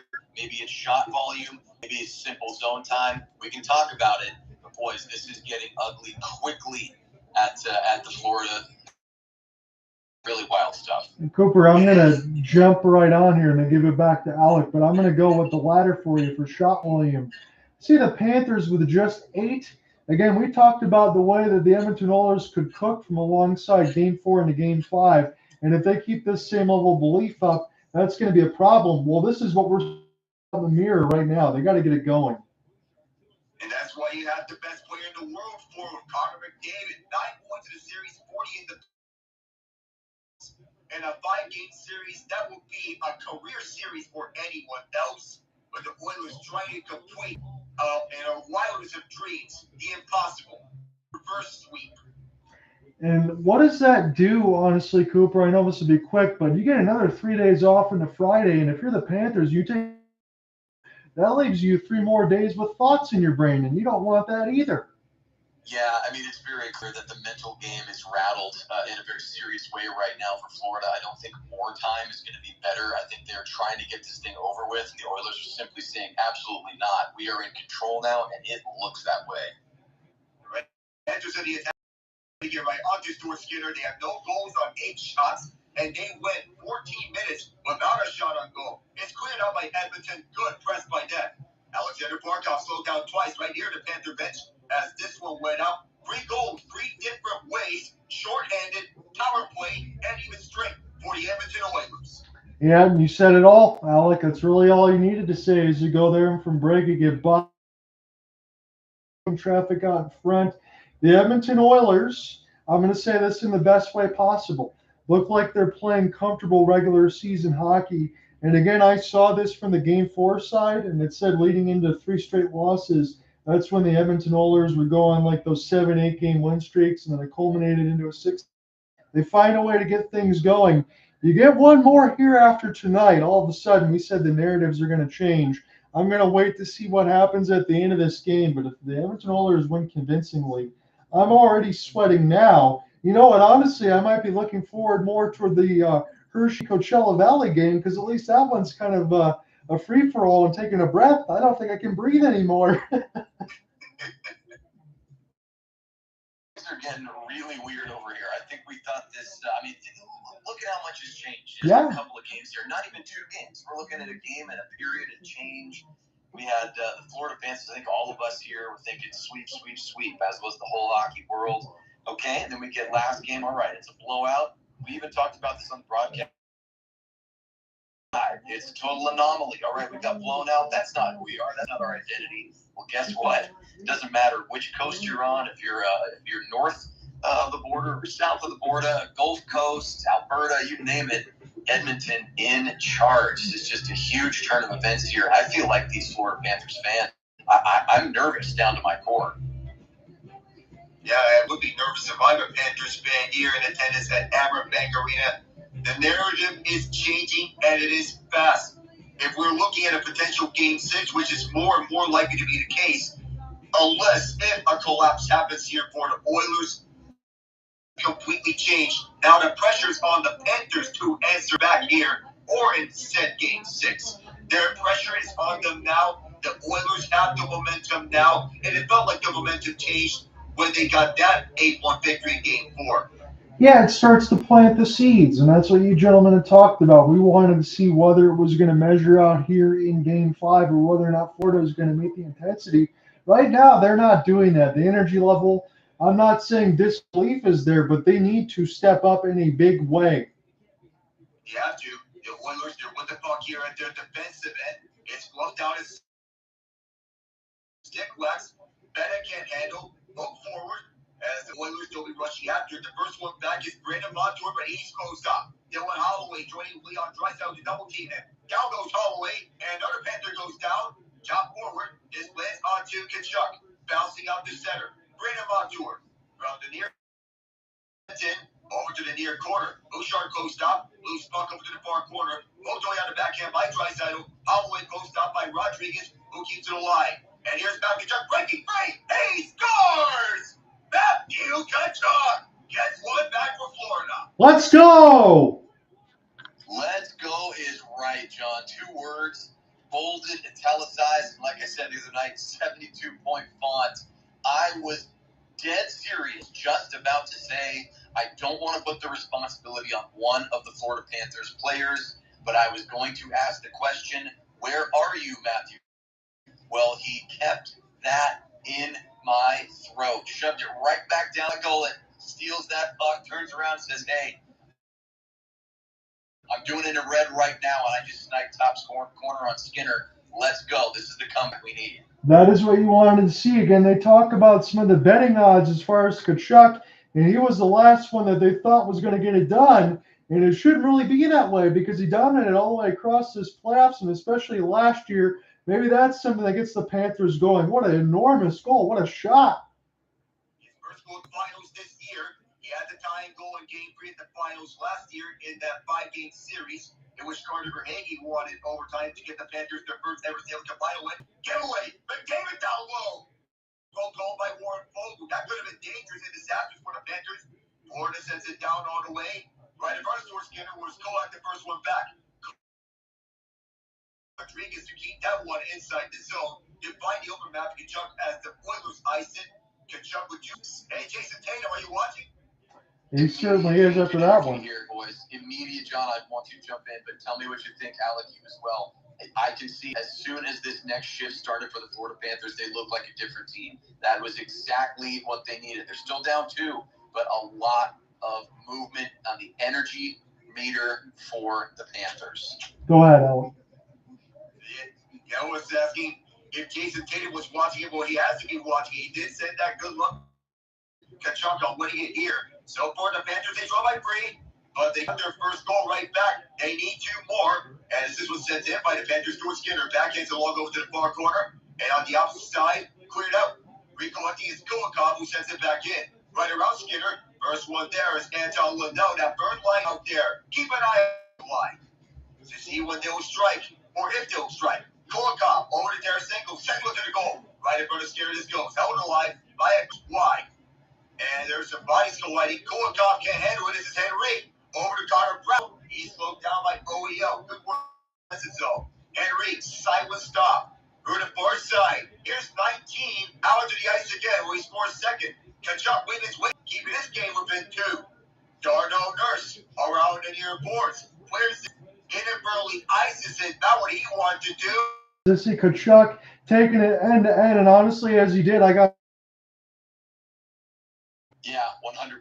You boys are both right on it. I don't care if it's in the National Basketball Association or it's just a thought in the back of my mind. Matthew Tkachuk has absolutely flipped this thing on its head. I know that the Florida Panthers do look out. This is going to.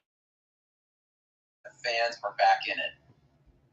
They are indeed. As this puck goes out to Brandon Montour, the feed not there for Nico. He slaps it back in. But all the Panthers are out. We enter Sam Bennett. Darnell Nurse holding. With the far side, over to Brodeur.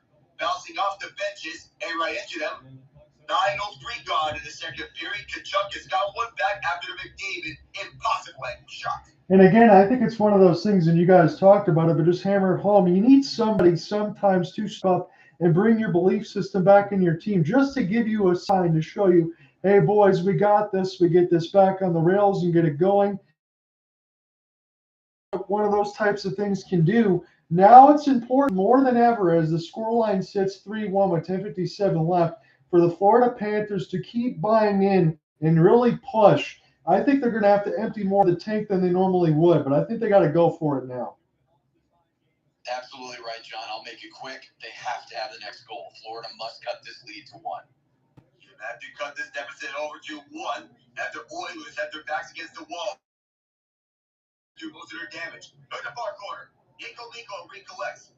At the far corner, pressed by Derek Ryan. Ryan McLeod also there. So 2 Ryans on the ice. One is the first name Ryan, the other has the last name Ryan. Both free, good hold by McLeod. To the far side, Brandon Montour spun out. McLeod over to Cody Ceci. He can pass one. He deals one over to Bobrovsky who picks it out. And this is off the near boards. And it's a foot race. Will this be iced? It is. Echo the first one back. I haven't been able to say this in a while with Sergei Bobrovsky, but I have been watching throughout this game. There has been a lot of rebounds from the top of the circles. They might find a way to get an easy rebound goal. Bobrovsky's rebound control has got to be a little bit better, I think. Yeah, he's got to take a page out of Kachuk's book. Sometimes you have to dig down. Remember that you are elite. Bobrovsky, I don't like that over the past couple of games. If you can find it again, that'll make a huge difference. One Vogel gets blocked after the feed. Horsack Hyman from his Ekholm went wide as this puck comes free. Do we have a penalty? There was an arm up in the air. It is a hooking penalty. Florida is going to get the man down. This is what they do not want. Kylon Poso to the box. Kylon Poso, the latest one. Nico Mikkola at the pretty much end of the first period. Florida, that's their 3rd penalty. Starting to become too many. Yeah, tough time in the game here. We're exactly halfway through regulation. Essentially, it's going to be another 2 minutes here for Edmonton. They have been so dangerous. It doesn't matter who's on the power play. If Florida is, guess what? They're getting scored shorty against them. And if it's power play man advantage for the visitors, well, the Oilers are looking to score as well. Poso, I can understand what he's looking for. 17-year veteran. He's seen it all. But you got to be smart there. Build that momentum and energy. This is going to be something that Florida has to rebound from. Really lock it down here. You have to lock down on defense and to shut down the Oilers' power play. And we may be seeing to revisit a trend here for the Edmonton Oilers. The series wears on. The Oilers' power play, it seems to get better over time. We see this in the Dallas series, and it may be taking shape here in the Stanley Cup Final, where the power play is getting better with every passing minute. Yeah, I think it's fair to say, Alec, and it's a good point by you, because as the series goes along, you're supposed to pick up on tendencies, use that to your advantage to kind of elongate the series. The Oilers have done a great job of that right now. Again, the Panthers do have the advantage in the season. Game 4 and Game 5. And again, I'll just bring this point to you as we did a little bit in Game 4. If Bobrovsky does not steal, the Oilers winning this one could have taken a 3 games advantage. So Bobrovsky getting a monumental steal of Game 1 has at least kept the Panthers in the driver's seat. Yeah, no, you're absolutely right. And as we still make our way through this media timeout, it's worth giving a lot of credit to Stuart Skinner, more like Bobrovsky than Bobrovsky has over the past couple of games. And Skinner, I think, for a forward unit from lines 1 through 4 for the Panthers, who I think expected Skinner to be an easier solve, right, an easier hurdle to clear. Well, Stewart's been he's been a 1A goaltender, and he's made early saves on shots that probably should have gone in.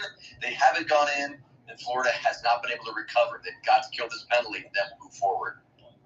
On the bench right now, it is Evan Bouchard over to the Nuge. Third time the Oilers have been on the power play tonight. Conor McDavid from the point to where he sparked off on a spin cycle. Draisaitl, tight shot. That went up high. It'll be recollected by Bouchard. Who scored that one for the same place McDavid scored his. It was a very low percentage goal and not a high chance of scoring that. Bouchard across. It is just zoned in. And Hyman got tied up over to the near corner. The feed over to McDavid. Kicked it back out over to Bouchard. A poke. It's going to be Sam Reinhart. He's waiting for it to help. And gets poked away the last move by Bouchard. Raider is Zach Hyman. Hyman cutting in front of the net. And a big save by Big Bob. Connor McDavid moved it back over to the point for Bouchard. Just holds it in. McDavid left point. They're out the near corner. Moves over to the left circle spot. Bouchard, he won't try it again. McDavid is over to McDavid. McDavid moves to the right circle. Nugent-Hopkins could not get a stick on the puck. The Nuge tied up by Kevin Stenlin. Moving around over to the near corner. Fanning on the clear was Ekblad. McDavid held it in. Ekblad fanned on another clear, but just got enough of it to get it all the way down to the Edmonton zone.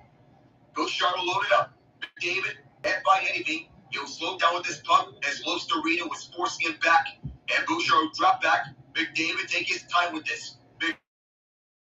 Over. Empty work. Connor McDavid. Oh my! That was magical. Nice feed for Corey Perry at 4-1. Are you kidding me? Connor McDavid again? Taking over, period. Connor McDavid making everyone around him better, and there is nothing any team could do about number 97 right now. He is he's showing it. It's 4-1 Edmonton. What a feed. This is why he's the best player in the world. He's just taking over when the situation needs to. And a sick individual effort, splitting two defenders. He made Mikko and Kulikov two stout defenders. And even made Luostarinen, a solid talent forechecker, look silly. He danced him out. He's dancing on the ice. Coming up on the next episode, Dancing with the Stars with Connor McDavid. That was absolutely ridiculous because he did that about half speed and then just a full stick drag across the defense. The Panthers score! Sam Bennett on the answer. Rodrigues within two again. Or was that Rodrigues? They're saying this. Well, don't go yet. Wow, not what I expected. Again, I was about to give a line here. I was about to say, well, you know what? I think this game is all but over. And Rodrigues and you know who, a former Flame involved. They're not about to let these Oilers run away with it. Still down 2. Boy, they've got to put Connor McDavid in check. But the Florida Panthers remembering how to score. Now they got to defend, put it all together. Up front, those bouncing pucks mattered. Doesn't have to be a dancing goal with a deke. It can be something ugly, and it's 4-2. Did that bounce off Darnell Nurse's glove? Yeah, it did. 14 seconds apart between goals. Corey Perry, ball by Ed Rodrigues. That's actually Perry's first goal of the entire playoffs. Rodrigues with 4 goals in the series. Big-time playoff performer. Oh, the Panthers are utilizing it when it matters the most. 3 goals in the first 17 games. 4 goals in this finals alone. I want to say this honestly, Cooper, because the goal that Connor McDavid scored kind of was like a unicorn there, but we've seen that a lot from him. That could bury a lot of teams. For the Panthers to answer that quickly and kind of put this game back into the same spot they were, that's got to be big for them. Oh, no question about it. And you can see the celebration there. I think they have what it takes to lift the Stanley Cup. They haven't been playing up to their potential, but moments like that remind you, yeah, you can have a snipe like a Chuck did, but you can also get those greasy goals down low in the slot. It's 4-2. Let's see if the Panthers can build on this. It is Anton Lundell getting dispossessed. This goes back over to the point with Kulikov. One shot, rebound loose, Luostarinen, and the chaos is showing. The Oilers won't get free away from his slot. And the chip, Connor Brown beat out by O'Neill. Some stick runs in. Brown's not giving up. But Luostarinen will pick his one up. Over to Anton Lundell down the near side. Back in is back. Hyman was pushing with speed. Hyman was tied up by Kachuk. Now allows Bennett to take this one away. For the far side. Stop forcing walks over this. The drop pass didn't work. And here the other way is Connor McDavid. Here's McDavid. And set up. And a run into as the hand up was in the air. Hyman got right onto Sergei Bobrovsky. They're going to ruin a slide going to be one of the Panthers going to the box. That time McDavid goes with conviction, but they can't contain number 97.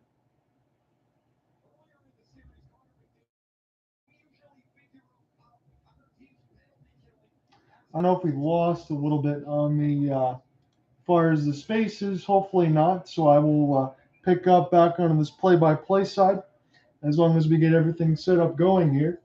Again, I'll just take over with 6:25 left to go in the second as we go along here because we'll make sure we keep it going. So 2 for 3 on the Oilers. Power play, 4 shots, 1 for 4, 1 of 16. This is an opportunity here for McDavid, Bouchard, Hyman, Draisaitl, and RNH as this is picked up and near the right side boards. Reinhardt will this one off with the backhand for Kulikov as this will be gloved out of the air. It's Evan Bouchard now. Try to pick this one in off the backhand. Bouchard off the spin and turn. We'll get this across the right side for Connor McDavid. Full flight again. Draisaitl near the right side boards. Here's Bouchard. RNH thought about the extra pass as it's picked up by McDavid. Really taking some body contact there. This is a monumental kill for the Panthers, and they really need this right now as this one gets sent back in behind the end boards. Stuart Skinner will reset this one back down for Evan Bouchard. Bouchard will take it across for Draisaitl. Draisaitl now for Connor McDavid. Here's an edge of speed into the right side boards. We get a whistle with 1:09 left.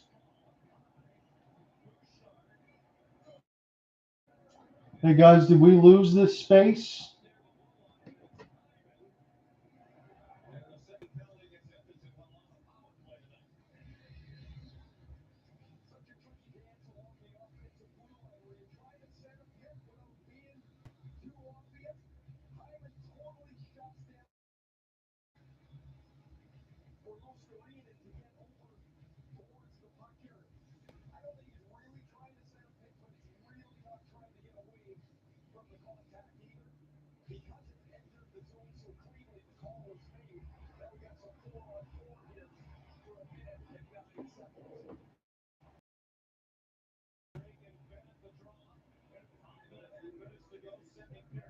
So we're right back here, 4-on-4 now.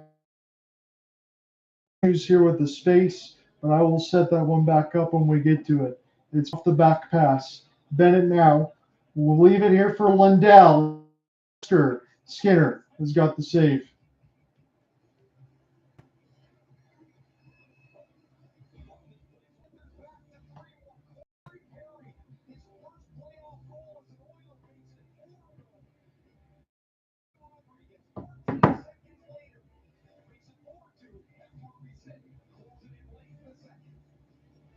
Corey,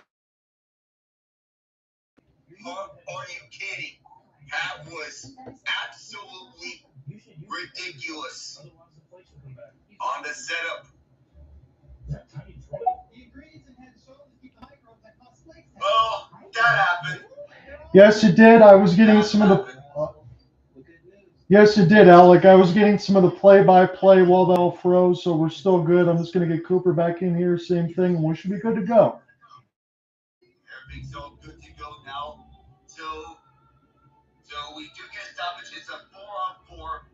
We did have a penalty. Zach Hyman for interference.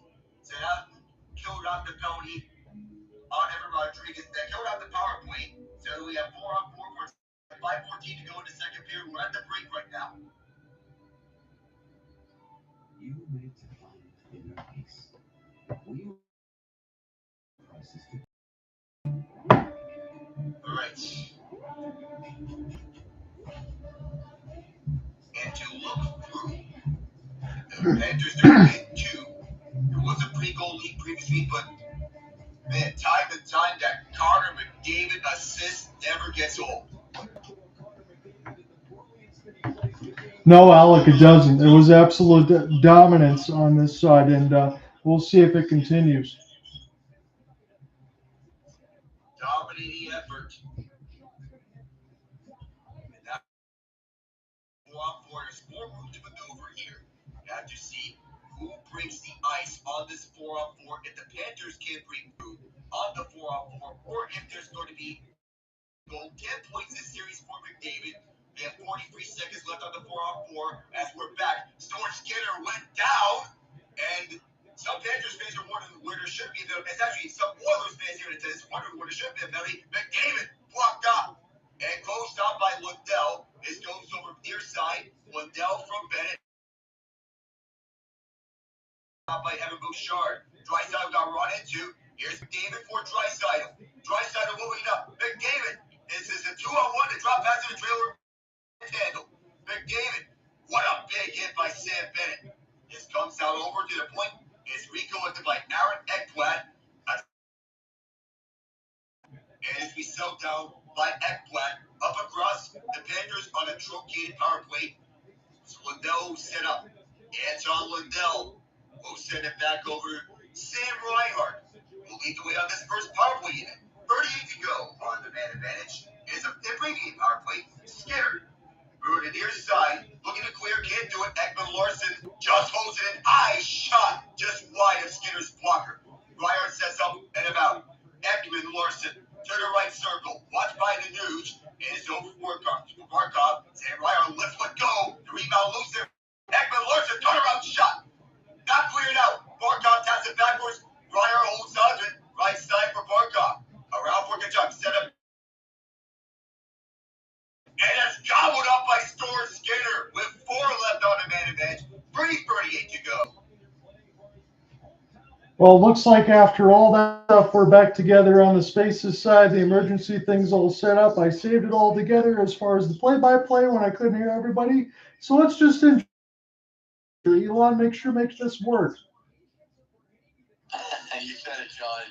Thanks for getting us back in, boys. This has been an interesting stretch here for the Panthers. Skinner's looked big in net, but Florida looks like they're building a little momentum to me. They may not score here on this man advantage, but I like with the way they are trending.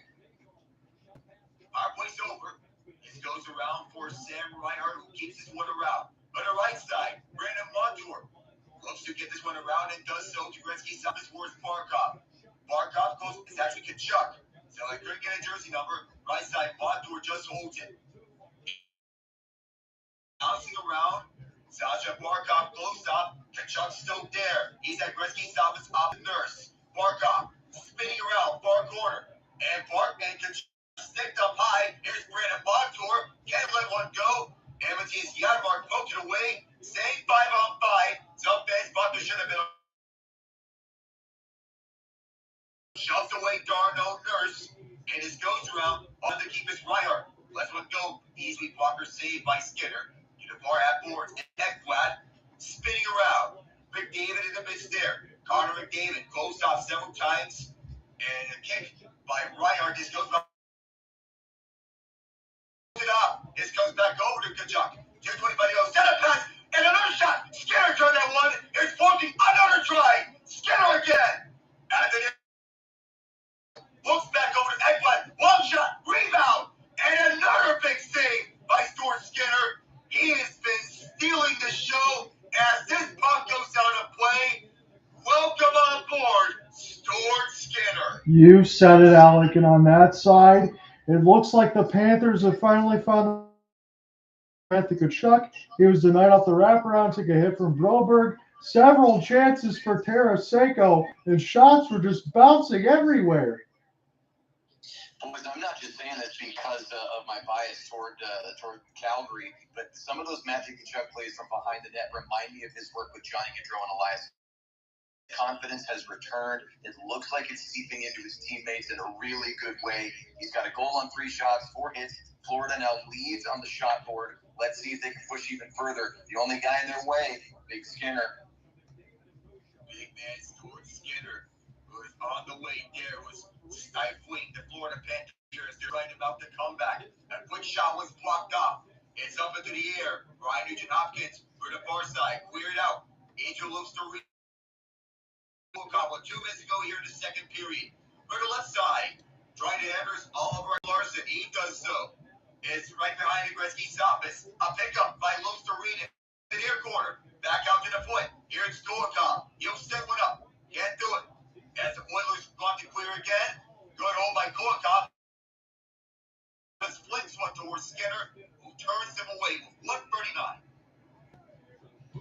This type of pressure that we're seeing right now from the Florida Panthers looks more like we've seen from the first 3 games. I know that's obvious here, but if they can keep this up right now, it makes me believe that this game is definitely not out of reach, and the Florida Panthers might still take it outright unless Stuart Skinner can steal it the rest of the way. Yeah, you're absolutely right. And I'm going to go back to a button that I pressed earlier. Florida must have the next goal. Last time we said they let the lead grow even further for the Oilers. They have to shrink it down to a 1-goal disadvantage. That is the only item on their agenda. I shot off the block from Skinner as we go back to the Florida zone where spots were picking up away from Ryan McLeod. Bouncing puck kept in. Adam Henrique to the front. And not hard enough of a shot to beat Sergei Bobrovsky at the slot. I don't want to say this in a negative way for Big Bob because he's been excellent throughout this series, but some of the times when the puck hits him slowly here, I'm not seeing the strong rebound control as I talked about there throughout the series. I get a little nervous now when the pucks get toward his end, and I haven't said that about Skinner, how things have turned. Yeah, it's just one of those intangible things, gentlemen, that you see after you watch a lot of hockey. Of course, these players can feel it. They're the ones on the ice doing this hard work, and they must try to eliminate it when this happens. What am I talking about? Just a simple lack of confidence. You got to find your breathing. You got to find your fundamentals. Bobrovsky is one of the best in the league. He just has to remember it and show us how it's done. It is sent in by Sam Bennett. Afterwards, 1:05 to go as the Oilers. You want to hold on to this 4-2 lead up in front. Last minute of the second period. Batted down. Good CI by Evan Rodrigues. He'll spark it up. Rodrigues to the front. Chopped away at it. After Kachuk is also tied up.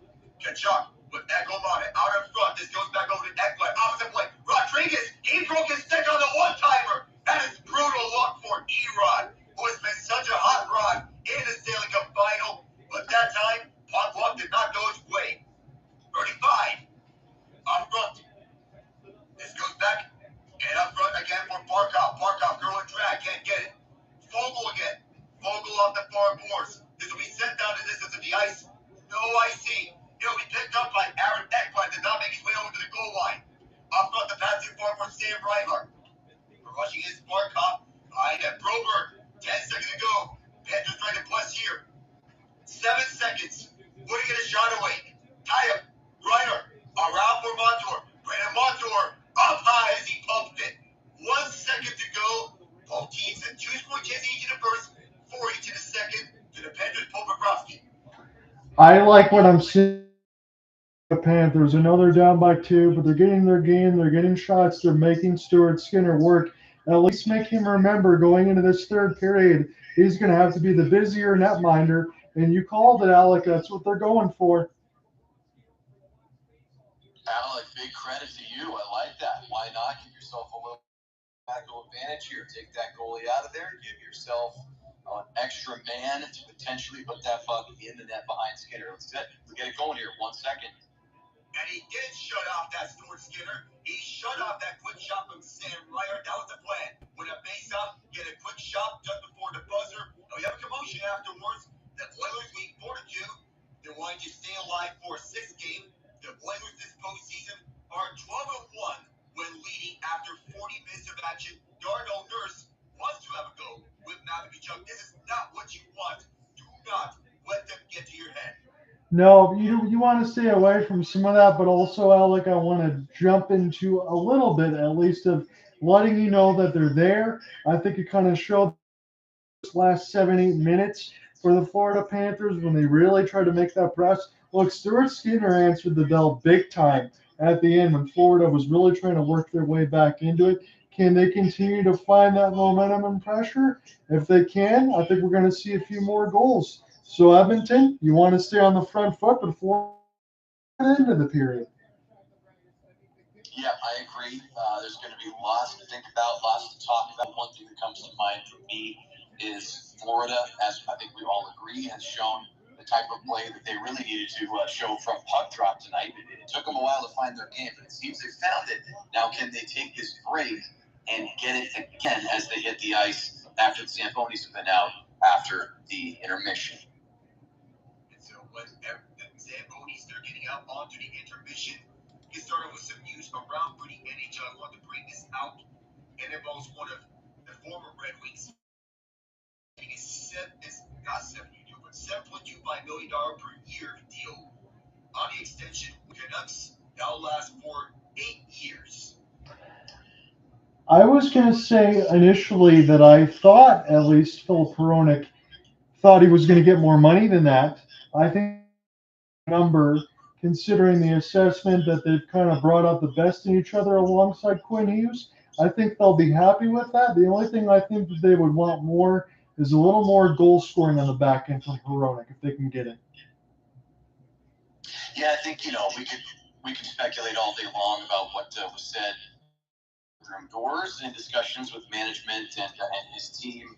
Probably something along the lines of, hey, you know what, you have a special connection with some really top-end players here in Vancouver. We obviously are opening up a window for Stanley Cup contention, I think very legitimately. And, listen, we're going to give you some term.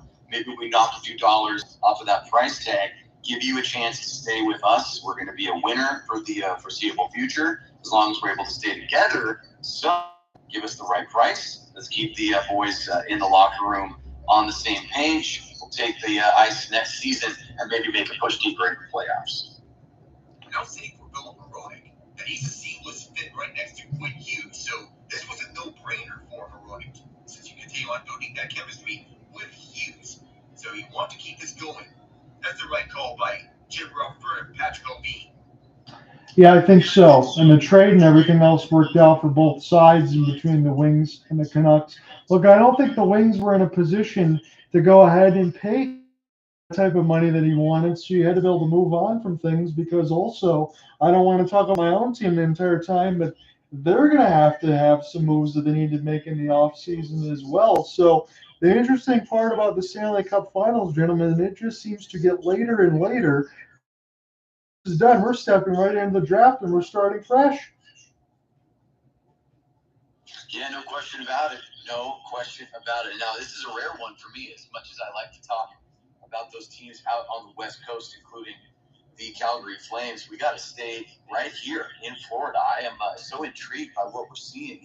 And listen, other than the magic that we get from Connor McDavid, seemingly night in and night out, this could be a tie. If it weren't for a Stuart Skinner save here and there, he's looked really big in net. He's been moving very fluidly. But then we have Matthew Tkachuk finding his game. There's been some really good individual effort. I'm just curious which way the tables are going to turn. Now, the easy answer, guys, is, of course, hey, one team leads 4-2. So Florida has some work to do in those first 5, 6, 7 minutes of this third period. But I think it is all to play for here. For a period, this is where they do their best, but the Oilers, they had a little word on that in the last game. The Panthers, your time is now your deferred. Yeah, it is. And again, I'm a little bit concerned in the sense of one thing. I know the Florida Panthers are down 2. Oilers got a couple goal lead as McDavid, and then McDavid from Fogle and Bouchard off the rush. McDavid able to set up Perry on the power play. Connor gets an assist alongside Evan Bouchard. Perry gets the easiest one he could ever have after pretty much a wall phone booth effort there from McDavid at slow speed to be able to get it done. So one at fast speed, one at slow speed. Matthew Tkachuk with a steal and snipe from Evan Rodrigues, and then Rodrigues his 7 from Montour and Bennett at 12:08. As we've had, count them, 5 goals scored in that second period. My only concern was this, though. That press for the Panthers looked pretty good. And that last 7-8 minutes, and again, I know they're down 2 goals, but Stuart Skinner is really going to have to lock in. And I know Cooper brought this up earlier as far as Stuart Skinner, and Alec did as well, in between games 4 and 7. He's batting about a .945 save percentage in games 4 through 7. I think that's going to get tested here. I think the Panthers are going to continue to get shots because the one thing we saw from Edmonton throughout these games, especially in that series with Vancouver, they have a tendency to sit back a little bit. You can't do that too much against the Cats.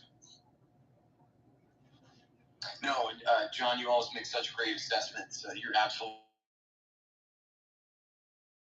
continue to play the kind of game that got them to an 8-1 victory and to a large goal-scoring performance tonight here in Florida. I think that they're going to continue to put their foot on the gas. I think that is what's expected of them. I think that's what their coaching staff expects. And I don't think they want to take anybody by surprise.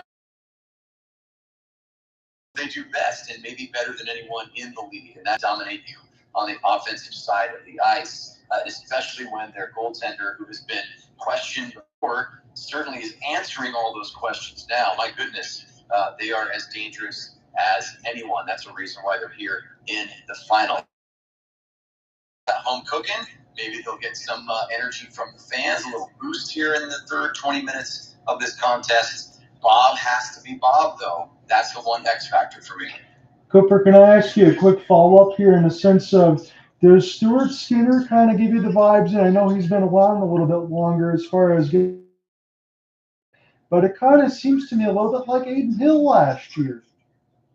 Boy, that's a great reference, John. Yeah, listen, you have such an encyclopedic knowledge here, Alec, too. Always are able to reference, times past where we've watched exceptional play, and Adin Hill is a perfect example. One or two goaltenders, John, I usually go to this because that's where my memory always floats, but I think about the Jake Ottinger sort of coming out party from a couple seasons prior in the playoffs when we all saw what he would become. Now, I find it interesting that we are here in the final. By no means has Skinner been terrible. He's obviously had some better games, worse games, better series, worse series in this playoff run, but he is really showing his best when it is been needed most. And the Florida has to chip through that one way or another. Can they do it tonight is the question. They have 20 minutes to find out. And we mentioned about most points in a single postseason. Well, Connor McDavid can be thrust into that conversation. 41 points for him on passes. Wayne Gretzky's 1993 run, we scored 40. And while Gretzky lost in the Stanley Cup Finals that year's Montreal Canadiens, shows what McDavid can do, and that he is of the historic tier up there with Gretzky, with Lemieux, with many of the legends past. And Alec, on the goal that McDavid scored at the 5-minute marker, well, that was banked in, but then set up for period 11:54.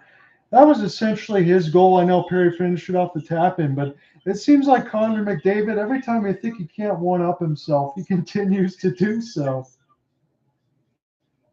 Does.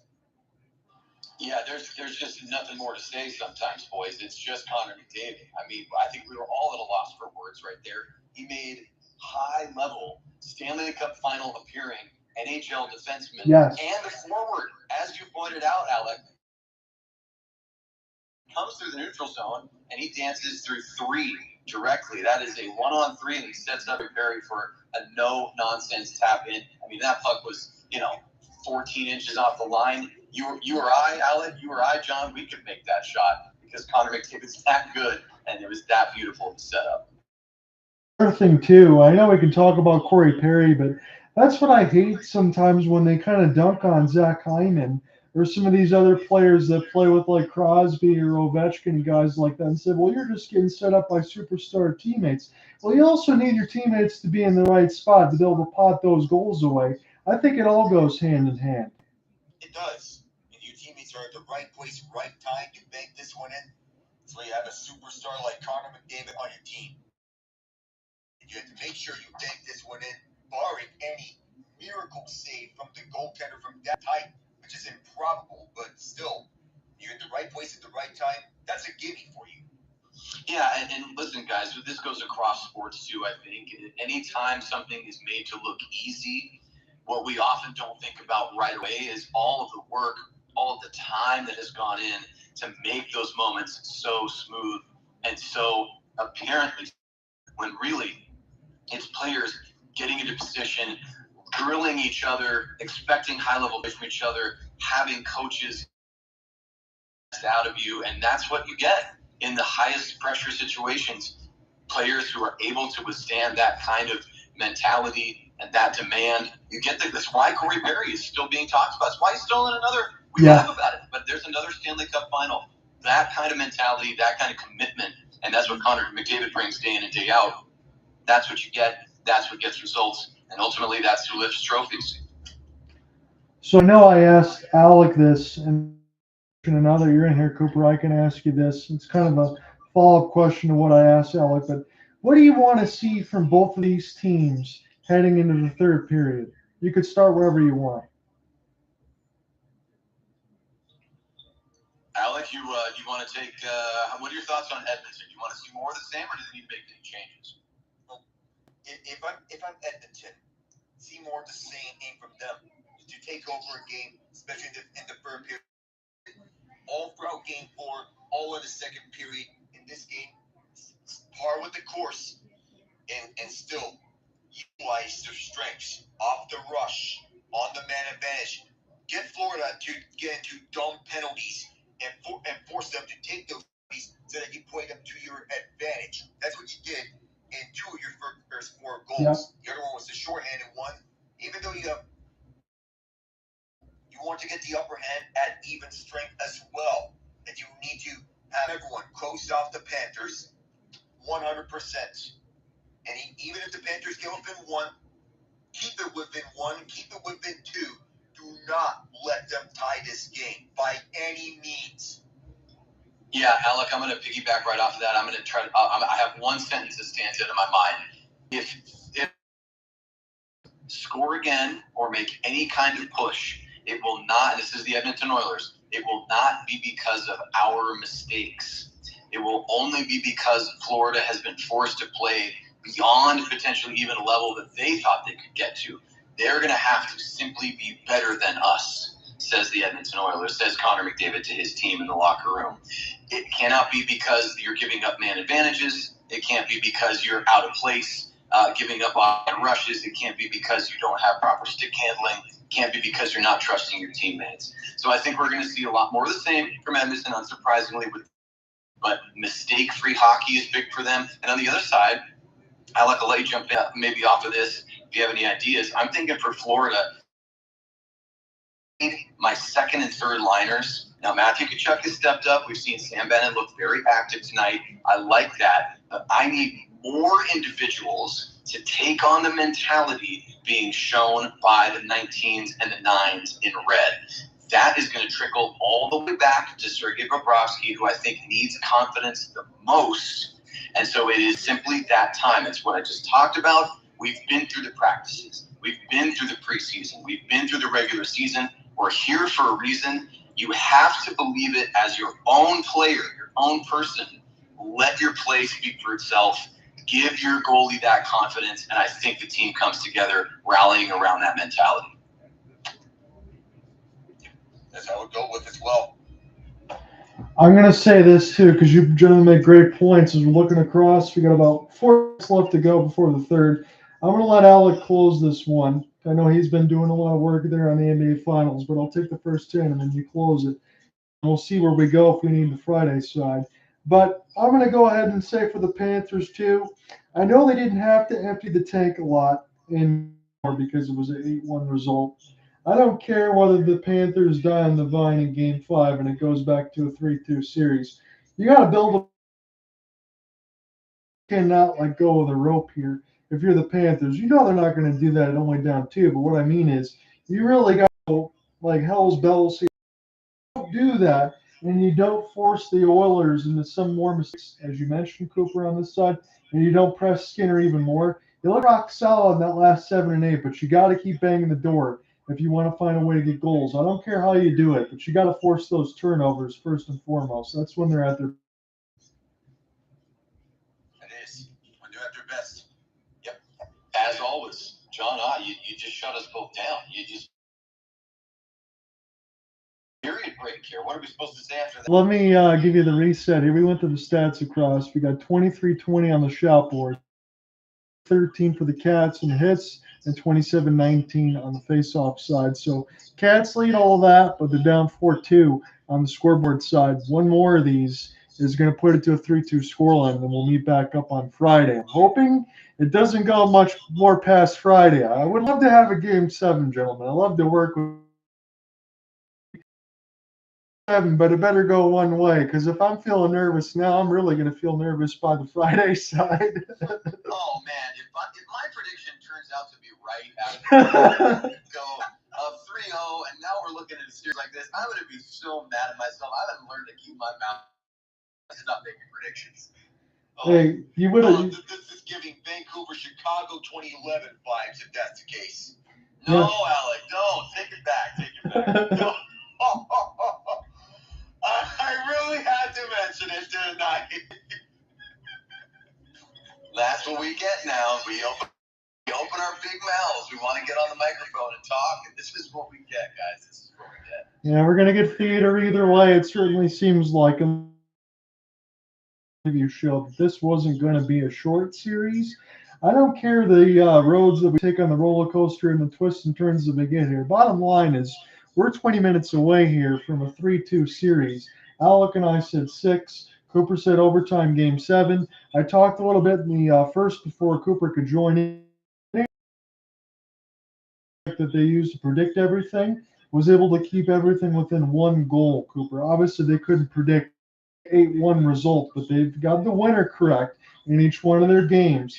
And just of note, if you didn't hear this, the prediction on the computer side was a 5-4 win for the Oilers in OT in this game 5.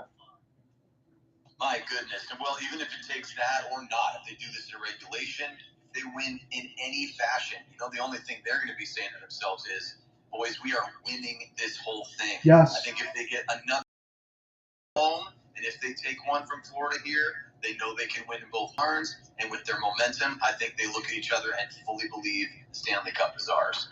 I'm not going to, because you can jump in now. I'm not going to sit here and say I know the future or anything else. Nobody's got the script. I hate when people say that. But I'm going to go on the record right now. If we get to game 6, we're going to game 7, 100%. Agreed. Getting your theatrics ready here. What I'm preparing myself for mentally, I suggest you gentlemen do the same. Again, I'll pay for Cooper's salary if I have to on the game 6 side so he can be, if not on myself. I'm going to take this first 10. Alec will get set to close it. I know we get a little bit of a probably echoing thing on the Twitch side. Alec, don't worry about it. You can mute the side of it on the space if you need to for yourself, but it's honestly not a big deal. So 1950 left to go in the third. As this one sent in off the glove hand, and now will be an opportunity for Womberg. We'll pick this one up here for Lindell. Across the left side, Skinner will send this charge. Luostarinen will try to recollect here for Ekholm. This little spinning turn. And near the right side boards, it's Nico Mikkola. Again, my space crashed on the Friday side should we need it. It'll be all situated there. So Luostarinen now in off the rush for Montour. As we're 40 seconds expired into this third, the Florida Panthers find themselves down yet again, and this needs to change. Darnell Nurse off the rush. We'll see how Bobrovsky feels here because and Stuart Skinner just needs to be worked if you're the Florida Panthers. As Gustav Forsling and near the right side. This will be deflected and off the wall. Connor McDavid again. That was an easy pass right out front, but a stick in the lane just denied Fogle an opportunity. Here's an outstretch because you got Bennett. He's got to slow up a little. And beautifully done. This one's intercepted and sent back down to Gustav Forsling. Left side red line. Here's Bennett off the drop for Coachella. This will be Forsling off the pinch. And it'll be sent in. It's on sides, and the Oilers able to body one of the Panthers that were almost in the net. Here's a spin near the right side and a banana peel near that right side of the ice. This is recollected for Ekman Larson. We'll send it to the right side blue line, partially fanned out.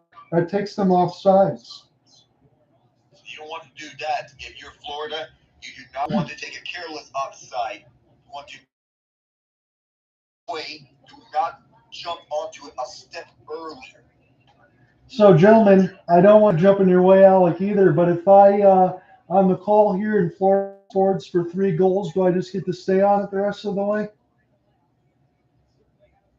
I don't want to step on Alec's toes, but, John, if we get it, I already talked about my superstitions, buddy. Yeah, you're going to need to stay. So near the left side, this one's sent in, and again, I don't want to step on Alec. We're just waiting to see whether or not the Florida Panthers are going to respond, because I'm not a superstitious man myself, but starting to get nervous here every time the Oilers get closer as they are right now, because I got my own Ken Allen things. It's haunting my nightmares as Draisaitl will pick it up off. Find the entry off the drop. It's Verhaeghe, wrister. Good save, Skinner on the trapper. And only once have the Panthers never come on the season. But do you remember about Game 1 against Vancouver? The Oilers led 4-1. They lost 5-4 regulation. In fact, the Oilers have 8 free-goal leads blown in the playoffs, which is the most in NHL history. 3 of those came in the Connor McDavid era. The Panthers, I'm not trying to get my current moment.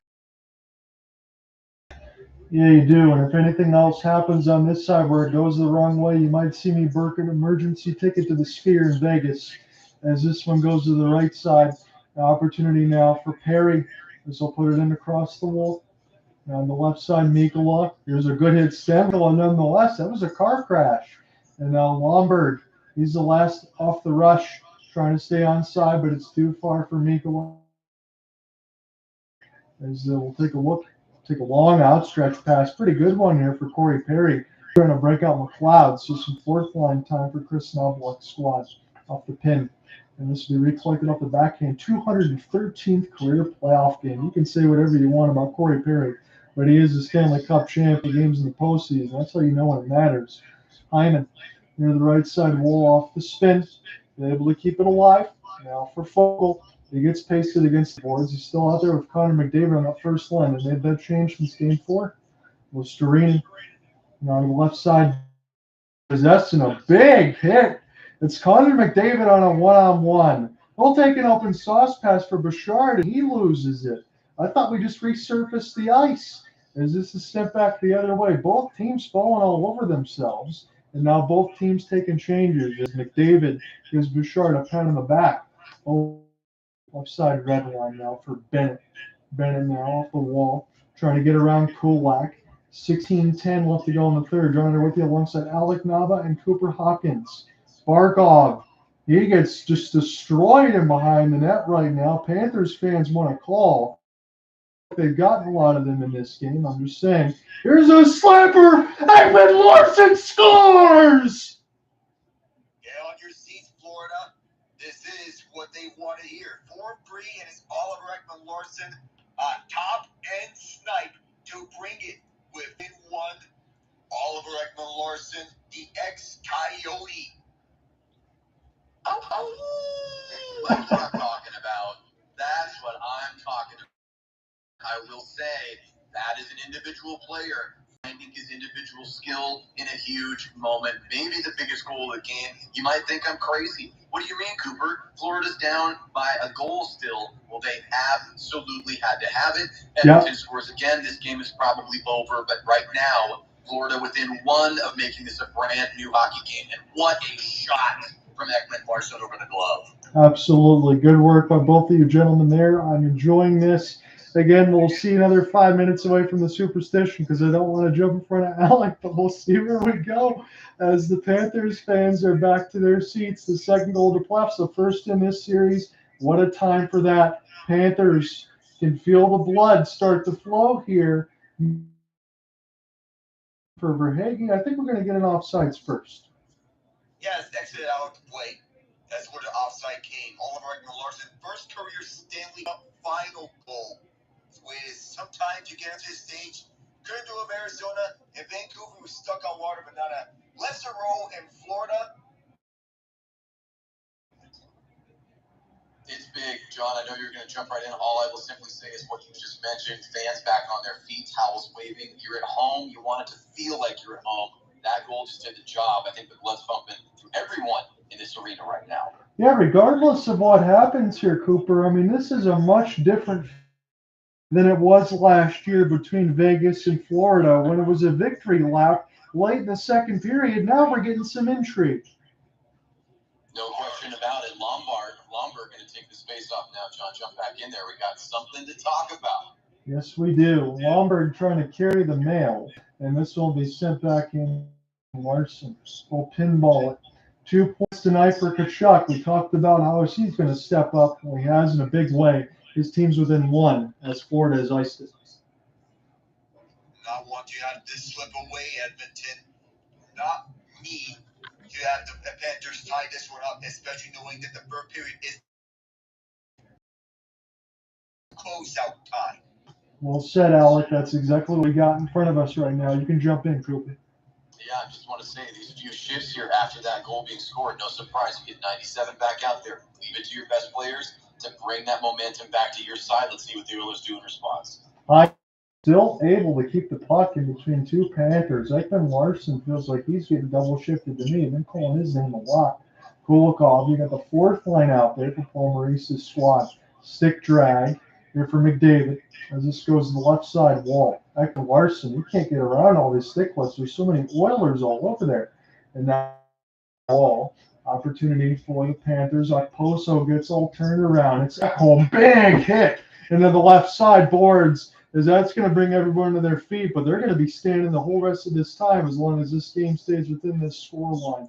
Florida trying to get it to 4-4. We get a total of 7 goals, and I feel like we might see at least 4. It's the feeling I get. Pass from 200 feet. This will go all the way back to Bobrovsky. He's got to play it. No icing. Turned over, and a couple of hits. As the Oilers now can take this one D-to-D. The Panthers thought they had an easy clear the other way, but no dice. This is now to the left side. Opportunity for Adam Henrique. We'll take it toward ECC. This would be a giant goal for the Oilers should they get it and put them back in the good straights as Tkachuk reverse hit, trying to make a play. Ekblad gets taken down. This is still near the right side boards, and the Panthers will just mercifully chip this away. Center ice off the back skate now. Henrique dispossessed by Bennett. They had nowhere to go. Here's his steal. That better be a tripping. That's what the Panthers are saying. And I think they're getting it. Yeah, they are getting it. Alec, jump in. Yeah, they are getting it. Egregious trip and an egregious giveaway at your own defensive zone. That was just brain dead from Dylan Holloway. You just gave it right to the most dangerous player on the ice right now for the Panthers, and then you trip him up. That was just 2 or 3 seconds of bad hockey by Dylan Holloway. If the Panthers score on this power play, this is because Holloway will carry the puck for too long, knowing that Tkachuk was right there, licking his chops and taking away his puck and jumping on it, pouncing on it, and he drew that power play for the Panthers. What are you doing? Yeah, look, this is classic Matthew Tkachuk now. It cannot be denied. The way he's put the puck in the net, the way he's facilitating things for his teammates, the way he has been a pest. Let's not forget, he did that deliberately going into the break at the second intermission. Yeah. He gives Nurse a little splash along the shins, little fisticuffs, players come together. This is classic stuff from number 19. This is when he's at his best. I have to give him a ton of credit. I know I've got my bias, but I really, really like what he's brought tonight to the arena. And now he's got his team with a man advantage. And Alec, you really broke that down so beautifully. Listen, make smart, simple plays, especially when you're in your own zone. And boys, what did we talk about? The Oilers. Don't make the mistake. Make the Panthers be better. Well, guess what? Okay, OEL steps up. That was a perfect slap shot into the top corner over the glove. All right, he was better in that moment, but we still got a lead. Guess what? Now you're going to make mistakes. You're going to put him on the man advantage. All bets are off. Florida rolling. Let's see what they can do. Roll the dice. If you're Paul Maurice, you're on the man advantage. Roll the dice. See what you can get on the top power play. Do not allow another shorthanded goal because that would be demoralizing. No, absolutely. Shorthanded goal. I have a receding hairline. I won't have anything left. It's all going, right, John? It's all going in one fell swoop. Tonight's the last night for the hair. Well, good luck, my friend. If it comes at the expense of the Oilers, I'm afraid we're going to have to make that sacrifice. But we're back to business here. We got players. My goodness. Gentlemen, we have an embellishment call on Matthew Tkachuk. How is that embellishment? How? How was that? We didn't see that. That didn't look like embellishment at all. 4-on-4. Wow, what a development here. That is not what I expected. That looked like a legitimate hook/trip. And now we have 4-on-4. Here's a breakaway right here. Pass across. Shot on a huge save from Bobrovsky. Take it away, John. I'm sorry for stepping on you. No, you're good. I cannot believe the save we just saw from Bobrovsky. We're all dumbfounded that Kachuk's going to get called for embellishment. That's a brutal call. That just bails out that one Alec from everything that Alec was just talking about. This is now behind the net. Reinhart trying to make it happen. Nico Mikula will give it back. Nonetheless, there's a lot of space on the ice to work with, and Edmonton loves to play with speed. We've seen that a lot in Game 4. They're seeing that from the start in Game 5 and all the way through. 7 goals. The over-under at 5-5 has been smashed. As Lindell, Verhaeghe, off the rush, here's a shot. Good glove save. This goes a wide rebound to the right side. 12:40 left to go in this third as it's sent back down for the Cats. Alec, I will begin said to hand it off to you. I only got 1 goal call, so I'm not going to lean all the way into it. You have to close this for us. As Hyman now, off a 3-on-3. Here's a good slow it down and try to give them the offense and run it as Florida gets the steal. Off the outstretched pass. Here's a race for the puck. Verhaeghe's going to get there first. He's going to get pinned near the left side. He's still trying to stay on his feet. And Mattias Ekholm will look to start again. He's in behind his cage right now, and if I'm no doubt about it, I really can't believe that was called that way as it's sent in, and I'm trying to stay as neutral as possible, but you just can't make that call at this time. This is an opportunity near the right side dot. Here is Bennett. He is working his way across center ice, off the drop, wrister, stick drag, shot. 2 seconds left on the 4-on-4. Other than that, Rodrigues did a curl and drag at the right circle to look to get the tying goal. You look at Brett Kulak to see Ryan Nugent-Hopkins opposite him. All the way left to right, Nugent-Hopkins made himself available. Bobrovsky knew that the passing lane was going to come with Nico Mikula closing off Brett Kulak on the shooting lane. Bob knew that Nuge was available. Yeah, I mean, we have to say it as it is. Bobrovsky may have just saved this game. I know they're still down by 1, but if you go down by 2 there, that could be like his best save of the last couple of games. Panthers now desperate to work something in behind the cage. There's still tons of time left to go, but this is when they are at their best. Kachuk, now Ekman Larson, slap pass, all sorts of traffic in front of the net. You have about 4 Oilers there as this puck goes up and on a play. We will get some pushing and shoving, but right now for the Panthers, they make the smart play. They're backing off. And it looked like for all the fans that were embellishment call, which it was not. Do remember that Sam Bennett got into Sergei Bobrovsky, and there was nothing on the way. So there's a good old-fashioned hip check by Dylan Holloway. Up and over, his man goes. Holloway's going to the bench. Hey, you don't see that very often. Yeah, that's a classic. I feel like I was looking at EA Sports NHL 2002 right there. That's a good old hip check. OEL goes over the top, and he was laughing as he got up. I don't think he expected that one either. The speed has stayed high. 28 shots, Florida, 21, Edmonton. John, back to you. Lindell can't win it as this one is sent back down. Bobrovsky play it. This is a shovel right to Mikula. He's got to get rid of it quickly. Panthers now try to get this off the left side dot. There's Luostarinen. Will fire it in. 11 minutes left to go in this third. It's a 1-goal game. Can Florida tie it and lift the Stanley Cup and live their dreams here for the first time? Or are we going to get to a Game 6 on Friday alongside the trio? Be happy to work with the boys again, but I am waiting for the Panthers to get this done for the first time. And the Oilers, they got to have boys find a way to get this one, as this is an opportunity sent in. One more time for Skinner as he slows it down. Alec, you might as well take over. It's a good time for it. Don't do that, Skinner. Can't blame him. You took right there. And Skinner bails himself out of a save with 10:25 to go.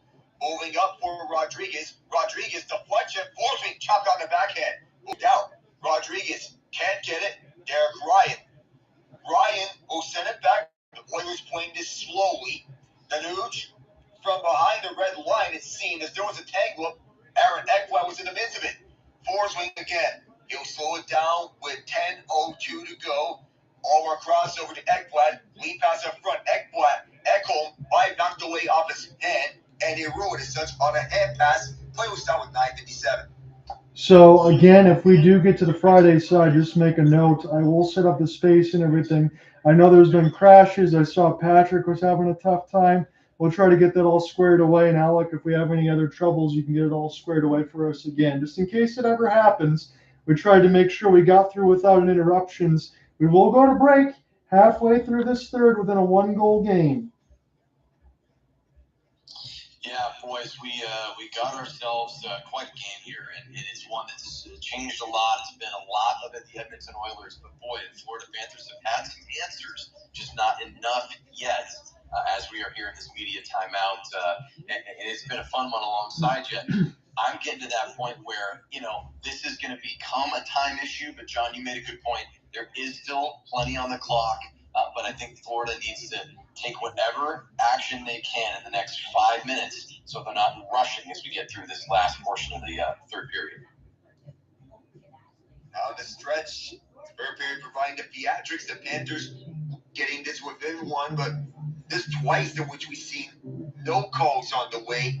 One on the Panthers where it should have been goaltender interference from Sam Bennett, the other on the Oilers, which we see a controversial embellishment call on Matthew Tkachuk. And it felt like some Panthers players, they were trying to get too many men on the ice. Yes. One of the Oilers, they got back on the bench just before that. Yeah, there's been a lot going on right now. And again, the whistles are normally swallowed this time of year, especially in this game. I remember having that conversation with Cooper, especially between Tampa and Colorado a few years ago. But right now, if the refs are going to be a little bit loose here with some of this embellishment stuff, you got to make sure that you're on the back end, you're on your P's and Q's if you're both of these teams.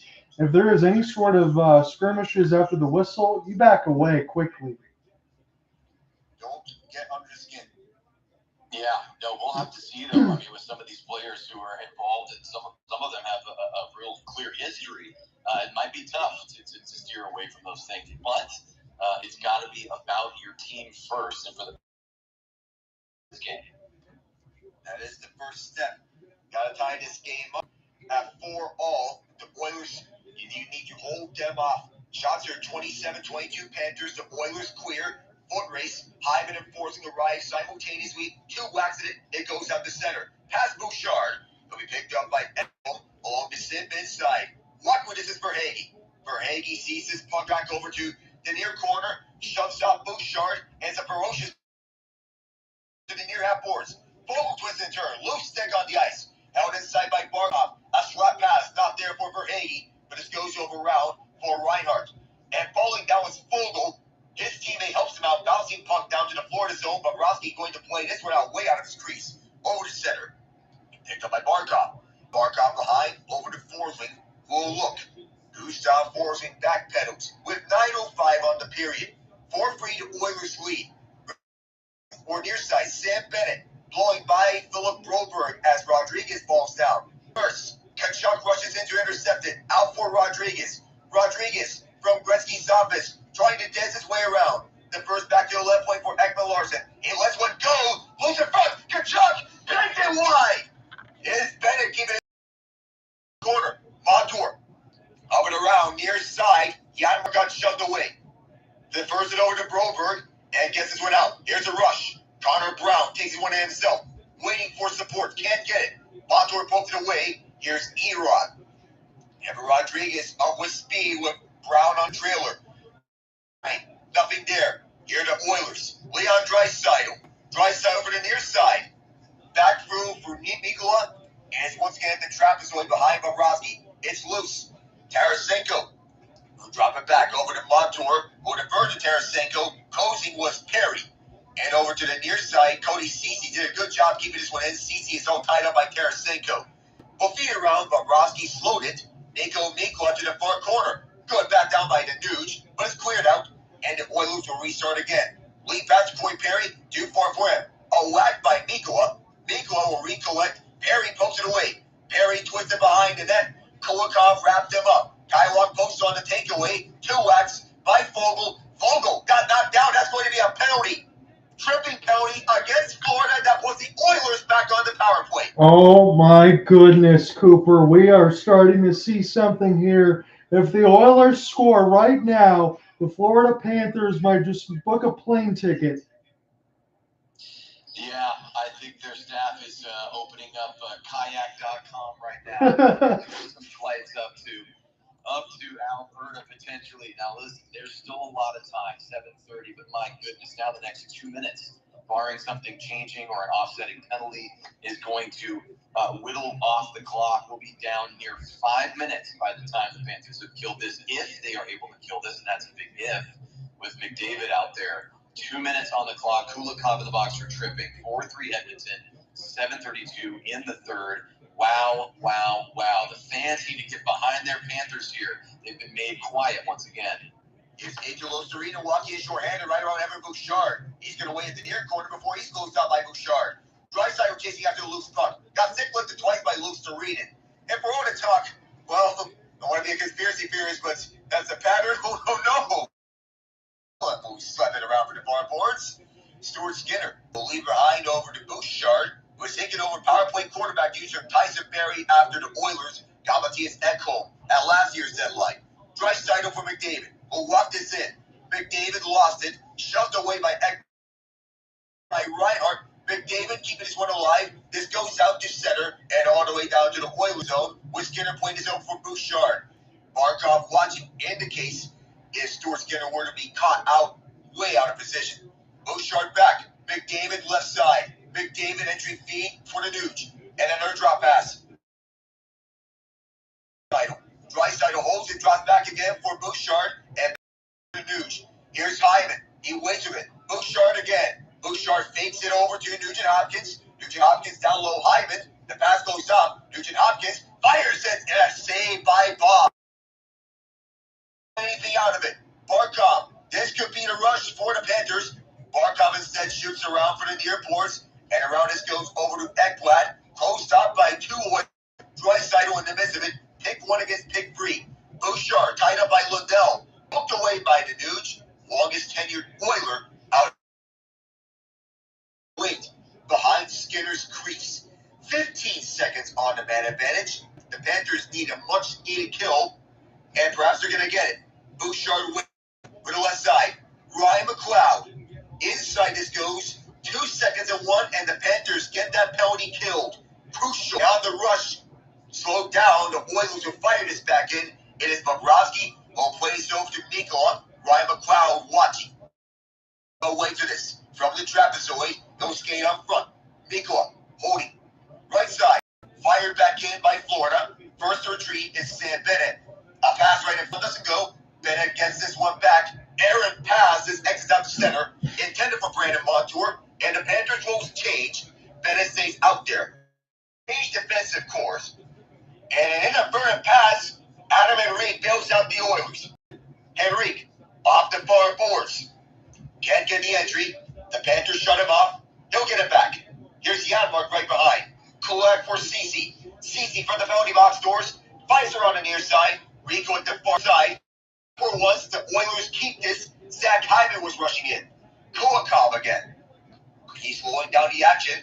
To the far side, this goes as Reinhart will fire this for the far side. Ekman Larson bouncing puck held inside by Barkov. Backing around. For the far corner. Verhaeghe can't settle it down. It's Reinhart running behind the net. Poked away by Kulak.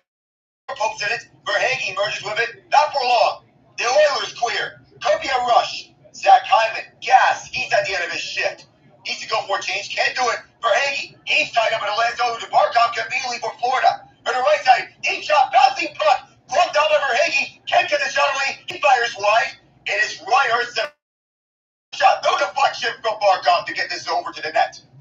McDavid also tied up. Less than 4 minutes ago. Center for Reinhart. He can't fire. Oilers have it. It is Hyman. Zach Hyman for the near side. Hyman overskated. Gets it back. Hyman around the net. Hyman closed up. Ekblad. He needs to go out. This will be recollected by Sam Root. This pinball's back over right in front of Bobrovsky and forcing the plate over to recollected by the Panthers is Lundell. Sending his one in. Ekholm with the first there alongside Brodeur. He backhands was away. It'll be recollected. Good keeping by the Panthers. Past Lundell and recollected by Ekholm. To the far side. Edmonton clears. OEL at his own zone. He waits of it. From the right circle. Up front is Tarasenko. A swipe at it attempted by the Oilers. But 3 minutes ago, the Panthers looking for the tying goal. They trail by 3 goals. Down by 3-0 at 4-1. Kachuk can't find the entry. First one back is Draisaitl. Sam Bennett watching the car. Alec Larson kicked out by Skinner. Here's Kachuk from the far. Spinning out Darnell Nurse. Kachuk, opposite side Bennett. Setting up in front. It is Barkov. Here's Ekman Larson. Shot and a save by Barkov. When will Bobrovsky come out? Opposite side. Set up pass. Barkov. Barkov fires. And as Bobrovsky makes way to the bench, he'll hold off. Oh, man, my heart is beating a mile a minute right now. And you know what? Honestly, OEL, I really like his game right now. I'm getting this puck. I'm firing at the net. You boys better get to the net and take away the vision. Just make the right plays. He's doing that right now. Love to see it. Incredible job there, Alec. That was some unbroken hockey right there. Boy, we get a replay of Ekblad's shot through traffic and a huge blocker save by Skinner. That one was dialed in from the far post. May have rang off the iron and hand. So basically, both the Panthers and the Oilers get a little bit rest here. Got an unofficial timeout for their coaching staff. Going to draw some plays here. You got to think that Bobrovsky will be on the bench if we come back to action. And my goodness, time really flew off the clock there. As soon as that penalty was taken around the 7:30 mark or so by Kulikov, luckily the Florida Panthers able to kill off that man advantage for for the Oilers. As well, Florida has to get something done, and They have to. Quick strikes here as we get the facto timeout. Even though the Panthers, they have their timeout, they can use it with halfway gone in the final 2 minutes and 31 seconds. Should they not score with the net pulled, who've been so clutch over the last few years, not to mention about games last year, that many times that they have edged out several of their opponents up and throughout the playoff runs. Toronto last year, Carolina last year, the Rangers this year, the Bruins again this year. If you didn't even count the Oilers this year in the sense it was game 3, but not to mention that they need to have this next goal. The Oilers need to play keep away, hold it. Network and Brown out there on the ice if you're Edmonton. Just going to say this very quickly. I know it's pretty much game 4 last year, but Kachuk scored with an empty net pool, built a force OT against Vegas, and then Carter Verhaeghe from Bennett. They've done it before. They did it last year. Let's do it now and get it tied. Let's go. Game 3 rather, but now they get a quick face-off win. Carter Verhaeghe sends him around. Sam Reinhart, Maverick Kachuk, around for the boards, right side, all around. Here's the finish of game 4. Right side, Sam Bennett fires, blocked in front. Bennett gets it back, swiped around. Kachuk from Gretzky's office, post off, defers to Barkov. At the point, Ekman Larson waiting with this. He'll defer again over to Barkov, right circle. Barkov, down low is Kachuk. Can't find a shooting lane. For the right side, Barkov again. Kachuk one more time. Kachuk can't cut his way to the front. Back for Barkov at the far half boards. Barkov sets up. From Gretzky's office, loose. And the Oilers will. Bouncing, would it make it to the empty net? It won't, but just enough to not let it be icing. 1 minute 45 seconds left. Here's Ekman Larson to the far side. Slowing down with Reinhart, but he keeps it hold. Reinhart, a shot, and Skinner equalized it. Then of a minute 38. Skinner has been huge. He was again. That was a nice snapshot right there from from Reinhart, and that was right into the breadbasket. Skinner in the right place at the right time yet again. Boy, bad luck right there for the Panthers. It's a clearing attempt from the Oilers. Didn't have enough lead on it to get past that end line. No icing. Boy, oh boy, 98 seconds to go here. The Panthers, looks like we're going to have a timeout here, gentlemen. I think it's been called by, but either way, both teams need it. I don't believe Paul Maurice is using his timeout. I'm going to make sure you get the other boys out there leaning on the teeter-totter here. I want to see the get this one done because I shudder to think what might happen in Game 6. I understand how good of a road team the Panthers are, but this is a It is. This will dictate the pace of the rest of the game, maybe even Game 6. If it gets drastic enough, maybe even the series. Yeah, there's so much drama here, boys. Like I said, 98 seconds, so a minute and 38. Fans are on their feet. The lights are flashing. The biggest moment of the series for the Panthers. They are down here. They put themselves behind the 8 ball. get this game tied and send it to overtime. A quick shot was stopped, and the Oilers clear. Here's Mavichuk slowing things down. 126. Will the Panthers tie it up? Will the Oilers force a game 6? Both way in the far corner. This goes over to the far half wall. A tie-up and a clear. Race for this puck. Here's Matthias Janmark to the empty net. It's off the post. The Panthers still have hope. The tie this one up. Sam Bennett off the boards. Entry feed around 106. Barkov arrives. Kachuk spun around. Fans want a penalty. It is 1 minute to go. 1 minute to go. Arm is up there. We may have a 6-on-4. Are you kidding me? There's a race for the puck right now. Carter Verhaeghe. It's a warbling puck. End over end. It goes off the right crossbar. I can hardly believe it, boys. This narrative could write itself here. If the Florida Panthers come back to tie or win this game, that replay of the open net and the puck bouncing off the left, that will haunt Edmonton forever. But they're still up now. Minute to go. False start on the face-off. Alec, jump back in, take it away. We got a minute. Let's see what happens. Hey, Alec, real quick, if this ends up going that way and it goes for the Florida Panthers, upload this with all of us and put it on your resume. Let's credit our boys. Let's get this done. Well, I jumped the gun a bit. It's not a 6-on-4. There's no penalty either way. Panthers have control. Right around. Sam Bennett, far corner. We'll send this back over to the right point. Oliver Ekman-Larsson, bouncing puck. Oilers trying to clear. Ekman-Larsson wants to hold. Barkov's right there. Good hold by Reinhardt. It went over to the Oiler bench, right near where Calvin Pickard is sitting. 44.3 on the clock. Man, oh man, again, this is one of those ones the Stratomatic said it was going to go right down the wire. I guess they got it right. A little bit of hard-to-throw moments, but it's almost done. We promise you that. Are we going to see it tied, or are the Oilers going to get this one? 44.3. Didn't think I'd see this, but chalk up a save for Cal. Stops the puck on the bench right there, so we're getting a little bit of everything. Empty net, 4-3 Edmonton. There's the face-off, won by the Oilers. Go for it, Alec. Here's Sam Bennett, 135. Sends it back around. Skinner. He'll have to play this one out. It's recollected by the Panthers. A shot is stopped by Skinner from a tight angle. Bouchard wants to clear. Oilers get it out. It's a foot race. Let's go to the empty net. Navigator trying to save it. And did he get it?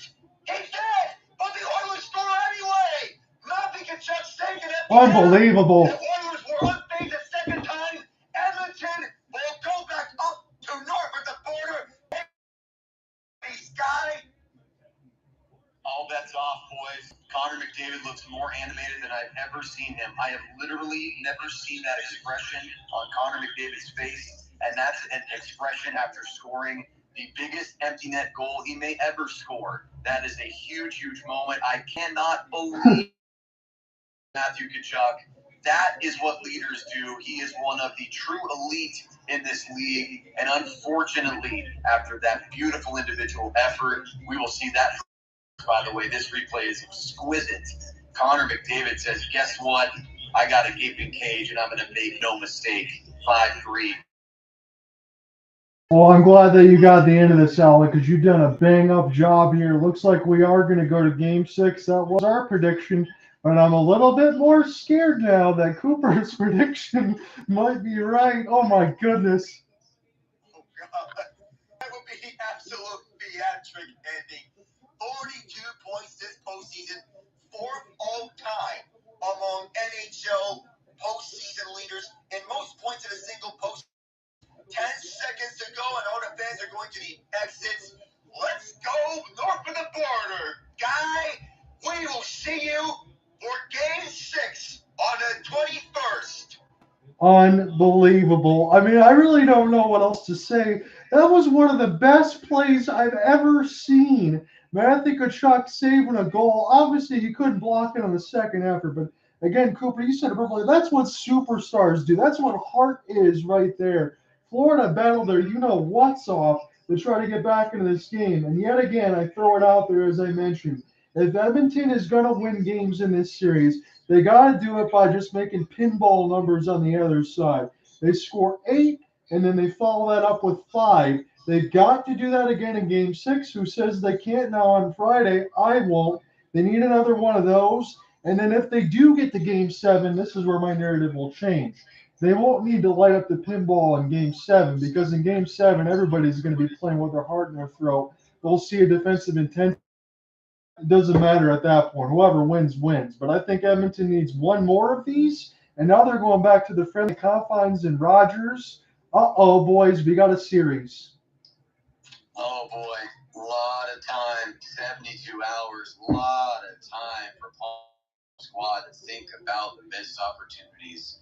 I don't know. I just don't know. They're going to have to find some reservoir of confidence and belief and skill. The Panthers, I mean, they will have to dip into it, and they will have to do it ASAP. I must repeat it. This will be one of my parting thoughts. I have never seen Connor McDavid look the way he looked after scoring that empty net goal. We understand the stakes, of course. It's natural. You celebrate. You feel the energy. You just lifted your team to a victory. But guys, the determination, the intensity, and that is being felt by every member of the Oilers. Very, very dangerous if you are rooting for a Florida Stanley Cup victory. Game 6 on deck. This is unbelievable. The fourth time ever in a Stanley Cup final in which a team that is trailing 3-0 has forced a Game 6. And the first time ever that we've seen this on the road, but this is masterful. But we just tuned ourselves into what was, for the second time in the final, a classic. Yep. Cooper, let me ask you one thing before I jump out of here. I don't want to keep it too long. And Alec, thank you for getting the space all set up and obviously closing that out with a flourish. So a couple of years ago, we had Tampa and Colorado. Again, you took Colorado in 6. I took Tampa in 6. And I think as we got close to it, I mentioned to you in Game 5 that I thought Tampa was going to find a way to get a closeout on the road. And then Colorado followed out and finished it out. What I get to is this.